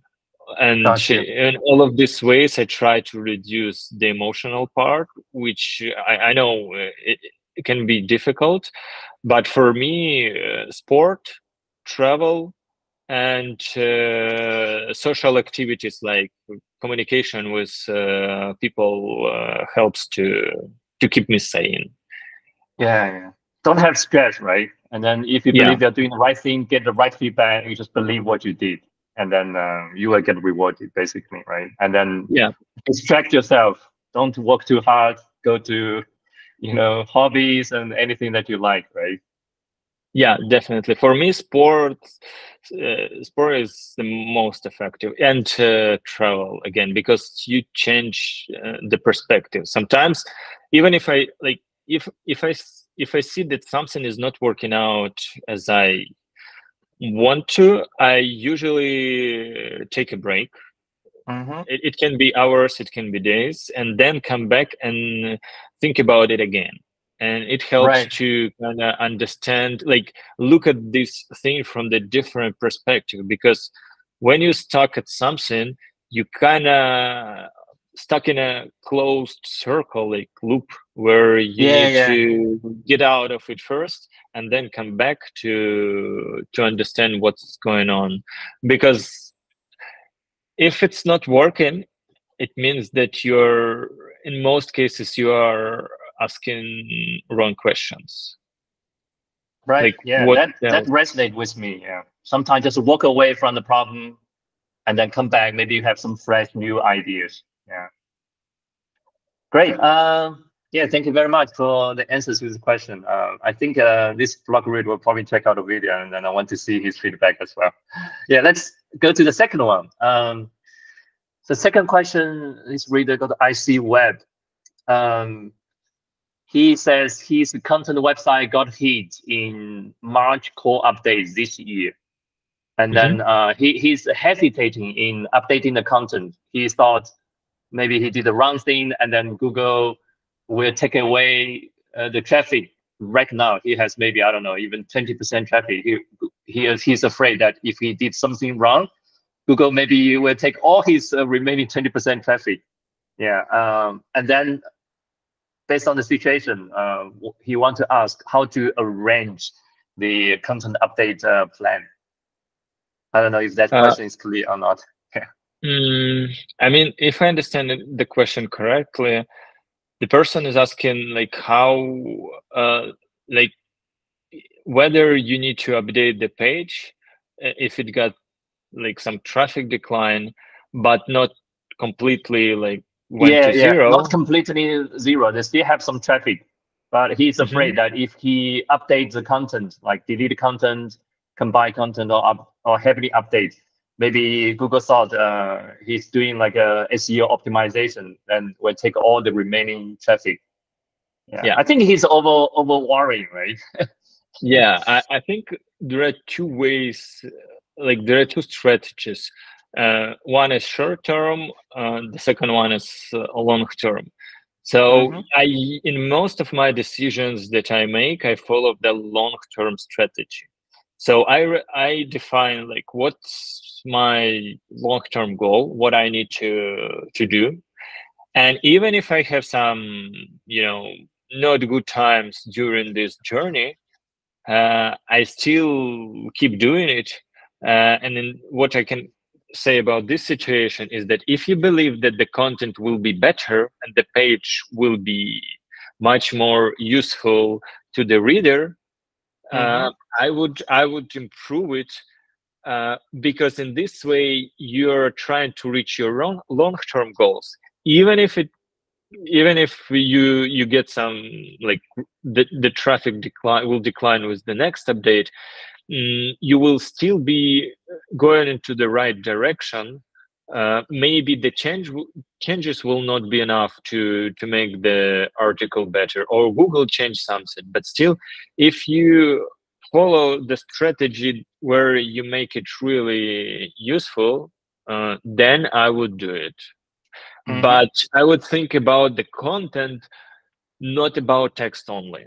I think in most cases people think that content is text, but it's not that simple right now. I mean, for example, the website that I mentioned, they don't have much content, but they answer the question and solve people's problem in a different way, which is useful and looks cool, like very good design, very good usability. I know it's not simple. I'm not saying that it's simple, and it's much more difficult than it was before. But basically, this is where we're at, and this is what we need to do. Got you. Yeah, I really like that you said think about from the short-term and long-term perspective. Yeah, and believe what you did. Believe your content update plan adds value. Doing the right thing. I think you will get rewarded in the long term, right? Yeah. Ask your friends, ask your customers or audience, like whether they think it's good. You can do it. If you still have traffic, that's good. You can ask people what they think about it. Yeah, that's a great another great perspective. Yeah, because the goal of the content update is not to please Google; it's still to retain your customers, make them happy, right? Yeah. Got you. Okay, let's move on to the next question. Oops, looks like it's not showing this one. I don't know why this one is not showing. Change the color? No. Oh yeah, maybe the color is changed. Not sure. Okay, let's skip this one for the time. Okay, I think this question maybe I can take a little. It's a little bit general. Yeah. Okay, this question is slightly related to the first one. It says the SEO industry is changing rapidly, especially lately. And then he wants to ask you whether Alex, sometimes you feel worried or do you have anxiety because of this change? And then because we have a lot of changes, then we have a lot of information to gather, to learn, and then to implement. Yeah, do you have a system for this kind of a learning and information gathering system? Actually, he has two questions. Yeah. So the first question, are you worried about this kind of change? From what my understanding, you are not worried. You see more opportunities, right? Well, I would say that during turbulent times, you have more opportunities, because when something is stable, there are usually big players that are taking the top spots, and it's very hard to beat them. When they're changing, something is changing and changing dramatically, it means that you have new opportunities. You just need to understand them and utilize. As for worrying, like, I mean, we're all people. Sometimes I wake up in a bad mood. Sometimes I feel not that good, sick, or something's happening. Like, for example, like I was born in Ukraine, and my parents still live in Ukraine, and there is a war going on, and I mean, like, I'm worrying about my friends, family, country, people there, and it's like my situation is a little bit different. So yeah, like, to some extent I'm worrying about, because I'm a human and there are other things in my life that affect my emotional state. But when I think about changes in general, I try to make it in a way that when something is changing, it means that it's changing for everyone, not only for me. So my goal here is to understand it better or faster, and use the change to my personal or my friends and colleagues benefits. So what helped me, like, during some updates before, is that the update is for everyone. It's not for just me. They don't like, they do not hate me. They change it for everyone. So if you think it from this perspective and try to understand what's changed, then it will be better. How to do it and how to adapt, it's a second question. For me, it's communication. Like, meet other people, talk to other people as much as you can, and like, go to the conferences, meet new people. Sometimes people can give you interesting ideas, sometimes not, but make sure you listen to everyone, because in this case you will have more data to make your decisions and make the right decisions. Try to ask the questions that you are actually looking to get answers to, and this will help you to overcome, because some people try to solve big problems by themselves, while it's much easier to solve big problems collaborating with other people, because you join forces in this or that way. It can be someone's opinion, someone's time, you know, like, get some consultation, or someone help with your project, or you just go for a coffee or any other drink you drink, or you just go to the conference and join these forces, and you will have more information and tools to overcome it faster. Yeah, that's great. Yeah, that's great advice. I also resonate with that, like networking, communication. Yeah, I think somehow it's your network is more important about your knowledge. You know, if you're in the right group. That's why I like living here in Chiang Mai. Yeah, it's like they have weekly SEO meetup. Whenever Google algorithm update happens, well, I remember HCU. Well, my site was like 40%, 50% down. It definitely feel like a bit not good, right? But when you talk to some other people, okay, I'm like 70% down, 80% down. Okay, we're on the same boat. Then we all talk about like what to do, right? So you don't feel that scared, you know. But if you're like living in a city where very few SEO people are there, nobody understand what you're doing. That kind of emotional status, I can feel like it's going to be a problem. Yeah. So networking, communication, like you said, yeah, super important. Yeah, that's why I will come to Chiang Mai as well. So this year you will come back again, right? Yeah. Awesome. This time I'm planning to stay longer. Are you going to speak? Did you talk to Matt Diggity? Maybe he can put you into give you a session, speak session. No, I didn't talk to him, but I mean, I have a lot of projects right now. I am trying to to limit the number of like calls.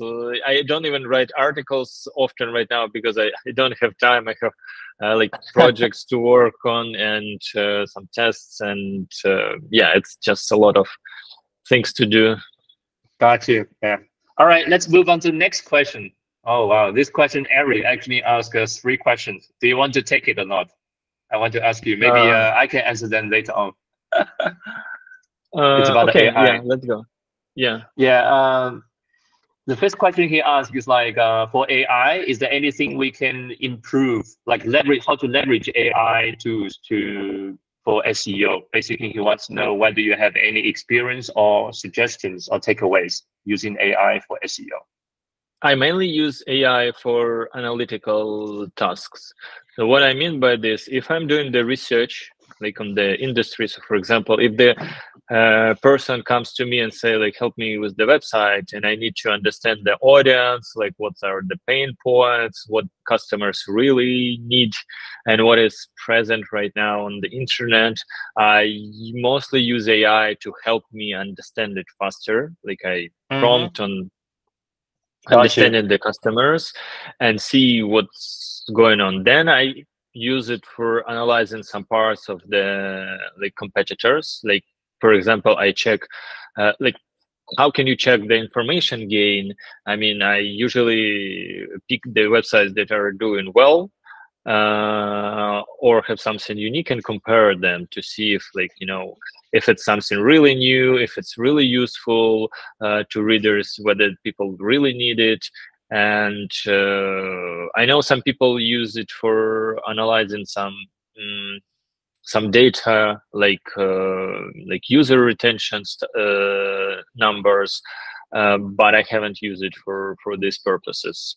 But you can use it, like, you know, you get some data and try to ask AI to drive conclusions on whether it's good or not. Yeah, so basically research part I'm doing with AI. You mean you haven't used AI for like direct content writing, right?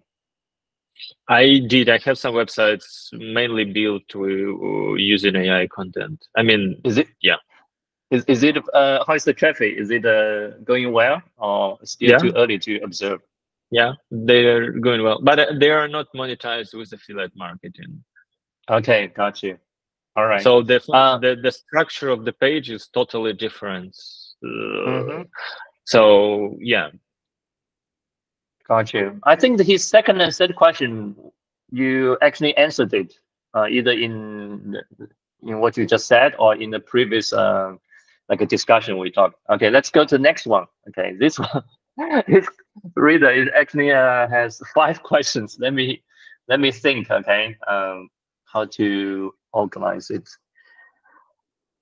Okay, first question，挖掘需求或品类的办法。The first question you want to ask, how do you do this kind of research? It's like how to find a profitable niche or category or something like that. It's like how to find a good niche. Do you have any methodology or channel? And then he specifically says this kind of niche is not his hobby. Yeah, it's something that, yeah. Do you have any? Well, I mainly go to website selling platforms and check what is going on there and to see the actual data of the businesses that are being sold and do the research, like what industries are people mostly interested in, like selling, why. Like, I mean, for example, finance niche, like what, like either whether it's like, you know, crypto, or maybe some people review payment systems or anything else. And I just understand the financial part, like the niche part, sorry. And then I go to financial, like how big are the websites in the industry, what do they do, like how they are monetized, and yeah, this helps me a lot. Basically, like very good ideas I got from researching the platforms that sell other businesses. Got you. Okay, his second question is about the topical maps and topical authority.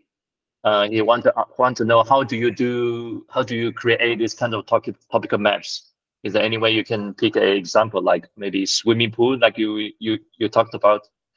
Yeah, basically I pick the main entity, like what's the topic I want to cover. Let's say swimming pools, and do the keyword research and pick all of the keywords that I can get. Both with tools like Ahrefs, SEMrush, and Google. I mean, like people also ask part suggestions. So I pick this, like all of the keywords that people are asking and using. And then I also ask ChatGPT what kind of, like, with all of these keywords that I collected, I ask ChatGPT what else, like what other problems people might face or might be interested in solving, because some of the keywords these tools don't track, they don't share because they're like zero volume keywords, but they still needed to cover the topic completely. And then I group them based on the level, like the customer journey, whether it's transactional, whether it's informational keyword, and prioritize writing based on this, because in most cases you need to, like, when the article is published, you need to wait for it to gain some age. Like, it's when it's new and you're not an authority in this topic yet, then you need to wait until the article gets older and you get a bigger player in this topic. So to prioritize it, I pick the keywords that are the most interesting to me from the financial perspective, competition, and other factors, and write them first. But to make sure that I interlink these topics in a way that makes sense and keep the interlinking for Google to connect these dots faster. Like, for example, as that Rome to Rio website that we reviewed before, at the bottom of the page, they had interlinking part, which was, I think, automated, maybe fully, maybe partially, but I think it's automated. Yeah, they have programmers doing this. Yeah, so pretty much the same, but they know these clusters and they connect it when they are published. Basically, that's it. So there is no need to overcomplicate it to the way. Just make sure you organize it based on the entities you're trying to connect, like the main one that you need to mention in, like, title, H1, headings in your content, and make it clear in the content, like how what I like as long as it makes sense, right? It makes sense logically. Yeah. Got you. Yeah. All right. For his third, fourth, and fifth question, I think we have partially answered the questions. Yeah, if he listened to our previous discussions. Okay, so let's go to, we'll have two more questions. Okay, so Robert, okay, yeah, he also talked about the topical authority. Okay, I think you answered this question. Yeah, so the first one, he wants to know your opinion on sandbox. So for new website, Google says there's a sandbox. And then he wants to know, do you have any strategy to avoid sandbox? I don't know if this is a good question. Yeah. Buy a website. Buy a website. Okay, that's a great strategy. Yeah, don't start from zero, right? Don't pick a fresh domain. Buy a website, make it, create a website on this website, or redirect it to your website. Do you think redirecting also works? Yeah. If you buy a relevant website and redirect it to your website, yeah. Got you. But sure, they're relevant, and or get the traffic. Like, try to grow your brand from, as we mentioned before, like Reddit and other tools. When Google sees that your brand is becoming popular, then you will get out of the sandbox faster. It doesn't mean that you will get it to there instantly, because it takes time. But yeah, Reddit, social media, other tools to grow the brand, they help. At least, like, I mean, what I've seen tested. Sometimes it's not the problem. Like, I mean, sometimes sandbox, people think that sandbox is the problem. But maybe it's the website is not like big enough to be a player. So, for example, if you're trying to cover the topic, and you don't have like the number of articles to be an authority, then it's like you still need to produce content. It's not fast. It's not that like it's not that you will get out of the sandbox and the traffic will skyrocket and you don't need to work on other factors. Like, yeah, got you. That makes sense. Yeah, and then his second question, he wants to know your opinion or takeaway for AI writing. Well, you can use it if you can produce good content that people will find okay. I mean, if you're writing an article, like for example, Seeking Alpha example, they are selling content. Basically, they're selling good written articles. In order to read them, you need to pay for subscription. If you write this kind of articles with AI, it's very difficult to make it look so good so people will buy it. So in this case, maybe some readers use, some writers use it to, do some research or do some, better introduction writing or better conclusion when you have all of these parts and needs to be summarized. But in general, this should be, it's your main product, it should be good. And it's highly unlikely you can do it with AI. If you can, okay, go for it. But yeah, if you're an e-commerce or the website where content is not the main part, for example, you have some product descriptions. And if you can produce product descriptions good enough with your guides, like with your information based on AI tools, yeah, then why not? People will use, like they don't buy content, they buy partially because of content. So you need to explain what they're buying, what they should expect to get, and something else. But this part, I think, with good prompts, you can do. But as I mentioned, user behavior signals will be good because people will be buying, will be coming back, and Google doesn't detect AI. They don't need to do this. They rely on other signals, as we mentioned before. So it depends on your execution and type of the website. Got you. Yeah. All right, that's a great answer. Okay, finally, last question. Okay, let me check. He actually have several questions. I think we can just answer maybe one or two of them. So he wants to know: is there any mistakes, SEO mistake you made? Can you share it with us? I think this is a very general question. Yeah, well, we all make mistakes, and making mistakes, it's a part of learning process, because when you make a mistake, you analyze what was wrong, you find a solution, implement, and then this is how you learn and how you improve it. Like during my career, like last 11 years, I had so many things. Like it's SEO is very dynamic industry, so I had I had some mistakes. I'm trying to remember the funniest ones. Well, yeah, I had a couple of wrong redirects. I mean, I was trying to make it, I thought that they're relevant, but they were not, and the website.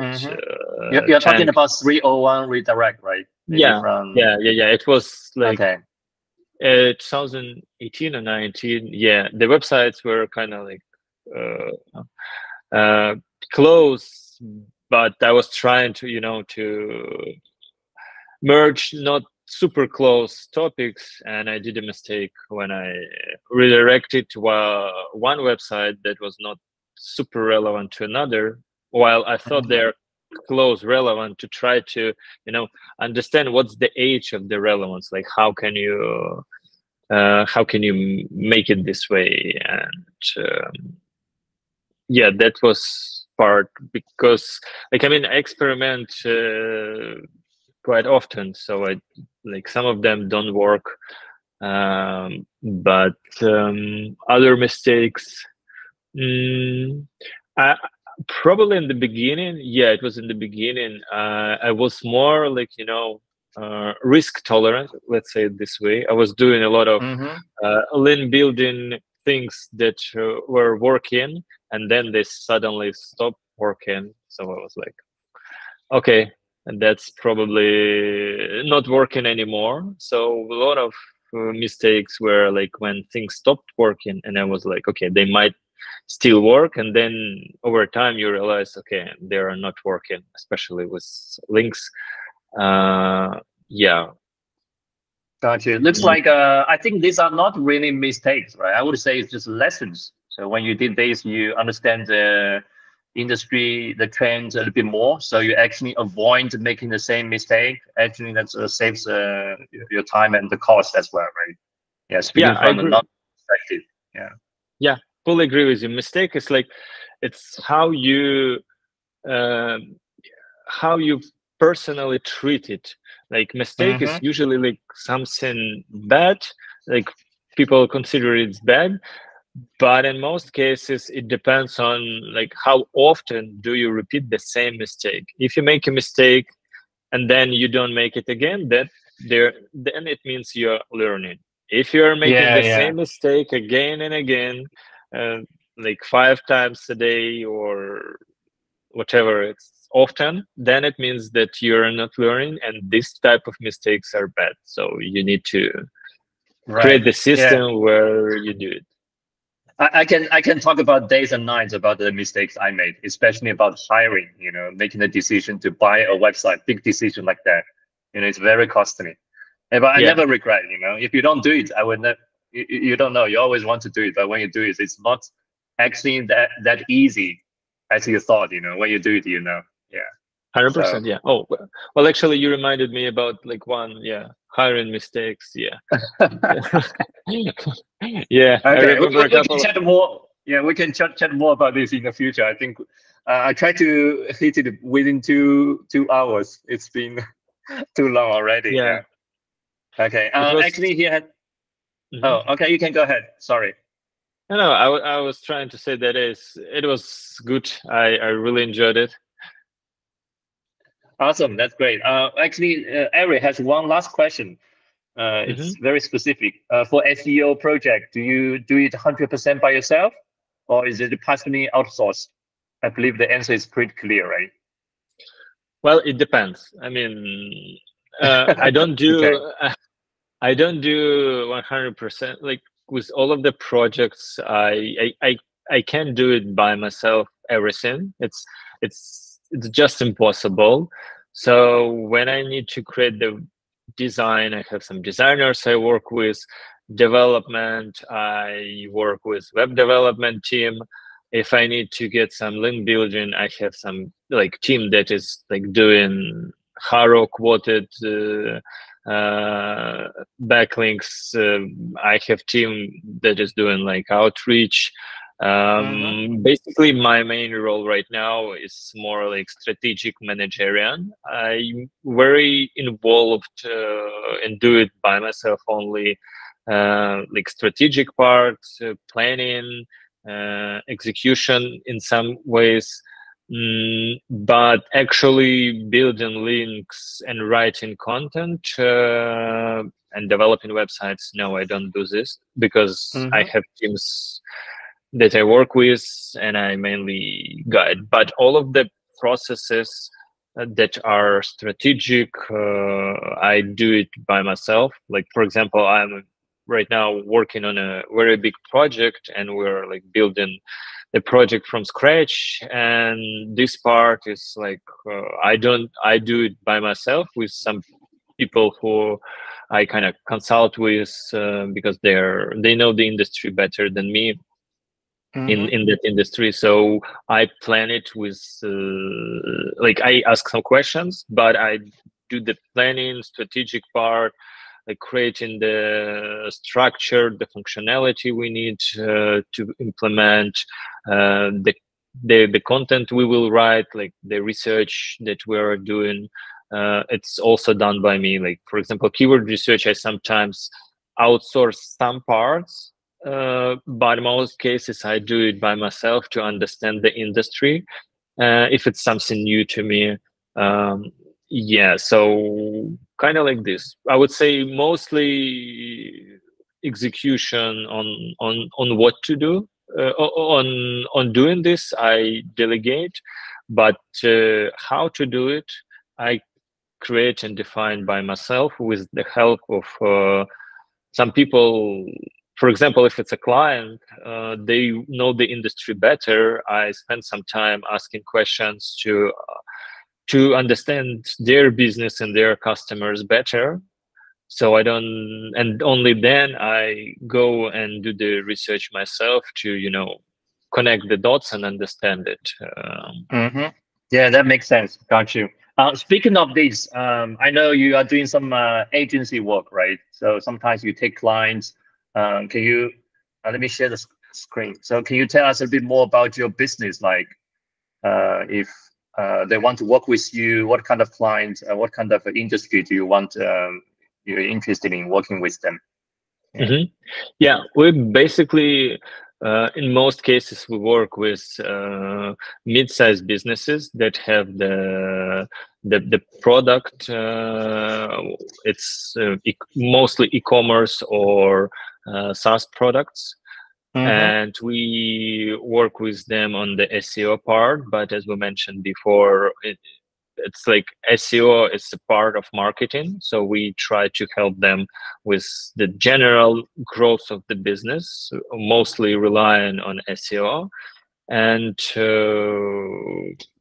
industry is really optional. We prioritize type of the business because, like, for e-commerce and SaaS, for example, SEO is a more beneficial acquisition channel than, let's say, for some flower selling. No, okay, flower selling is e-commerce, but let's say if you are you know, what can be, let's say you're some local business like plumber, for example. I mean, you need local SEO. We don't do this at the moment. We mostly focus on our organic, and we work on a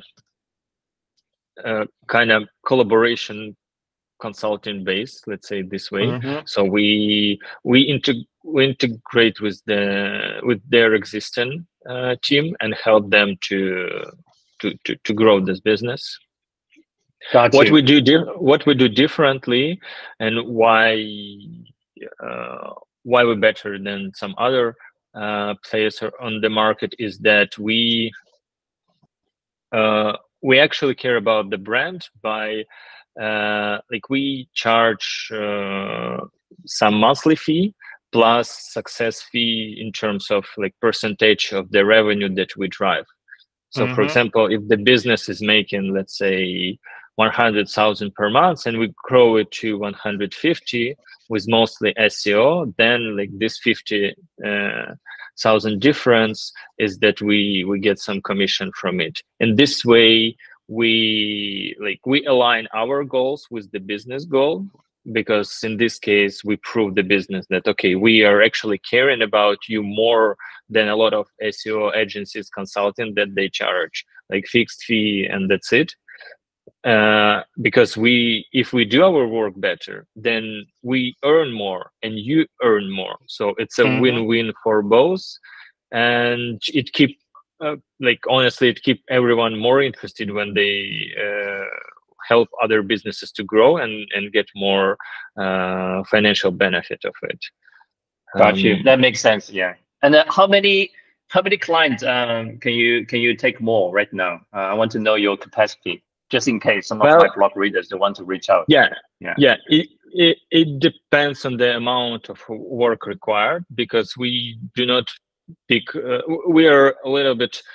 We are not trying to get a lot of clients. We are trying to get as many clients as we can, but prioritizing the ones that we can help from our capacity and whether they actually need it, because some clients come and say like, we need SEO, but in reality, they don't need it. For example, I had a case like the mortgage broker, they came to me and like, we need SEO, but I analyzed the website and said, you don't need it.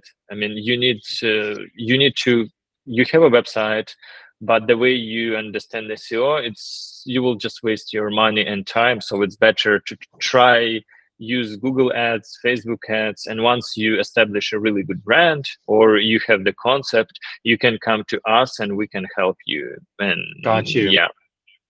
Awesome. But so from the number, I would say, yeah, it depends. But at least if it's a mid-sized business that is that wants to grow in the e-commerce and it's e-commerce or SaaS, we can easily get like 2 or 3 new clients right now. Yeah, got you. And then you seem to have a lot of experience in the e-commerce and the SaaS industries, right? That's why you specifically prefer to work with companies in these areas, right? Yeah, I basically started my career working with the clients in e-commerce and SaaS, and then I got some friends, help them from time to time after I stopped working for agencies. But yeah, and mostly honestly, these businesses, as I mentioned, will benefit more from SEO than some others. So I try to align my goals with the client goal. So if I see that they will not benefit from it, then why would we do this? So for e-commerce and SaaS, search is still very powerful. Sometimes I would say mostly the biggest acquisition channel. So we can give them more value. Yeah, that makes sense. Got you. Okay, it's really great to have you, share. I believe it's not all. Okay, I really want to have a second session with you, but yeah, for the time being. So I want to go to the call to action part, like how people can find you. What's your like? I see that you have a website. Do you have? You are also active in anywhere else? Facebook, Twitter. Yeah. I'm mostly active on LinkedIn and Facebook. I have a Twitter account. Okay. These links, yeah. But in most cases, I don't use X/Twitter. So it's better like Facebook and Instagram for me. Got you. Yeah. And I really like your website. Like your email newsletter is the main call to action. I get a lot of incredible value by reading your newsletters, the tests that you share, especially like the experiment and test you did. Yeah, so I would recommend my audience to subscribe you on your email list. Yeah, so a lot of good stuff about SEO. Yeah. Yeah, perfect. Thank you. Yeah, awesome. Yeah, I've never done like more than 2 hours first time. Wow, but it's great. Yeah, thank you so much for taking the time to do this. And then hopefully my blog readers will love this. Yeah. Yeah, thank you everyone who was watching, reading, or will be watching the video. I hope it was really helpful. Yeah, as always, I can answer any question and answer it like for a long period of time, but it's better to do another session like later. Yeah, let's definitely reconnect sometime, and then maybe we can talk about more when you come back to Chiang Mai for the SEO conference. Yeah, we can actually do something like when I will be in Chiang Mai. Awesome. In the same time zone. Yeah. Okay, great, Alex. Again, thank you very much for your time. It's great to have you here sharing the SEO knowledge, dropping all the knowledge bomb to my blog readers. Yeah, it's really my pleasure. Yeah. Thank you, everyone. Yeah. Okay. I really enjoyed it. Yeah. Bye. Take care. Take care. Bye. OK， 今天这个采访确实有点超时啊。对，我看能不能总结几句吧。因为读者那个问题哦，就你们提的那个问题，因为时间关系，有些我还没有来得及，就全部让 Alex 去过一遍，好吧？应该是在这里。这里面有一些问题都是稍稍有点重复了，我没有去做全部这种筛选，好吧？有些问题在 Alex 的那个我跟他交谈过程中，其实你也可以看得出他的一些那个思维倾向，关于 AI， 关于谷歌最近的算法更新，你应该朝着哪个方向去优化？比如说，是用户，好吧，或者你的客户，而不是为了搜索引擎，好吧？要不复盘一下吧，我就从头到尾，好吧。第一个部分我们总结谈的是那个 SEO 到底就是 is SEO dead in 2024，就今年 SEO 真的是已经死了吗？还是没有？好吧。他的意思就是也是 it depends， 用这个来，好吧。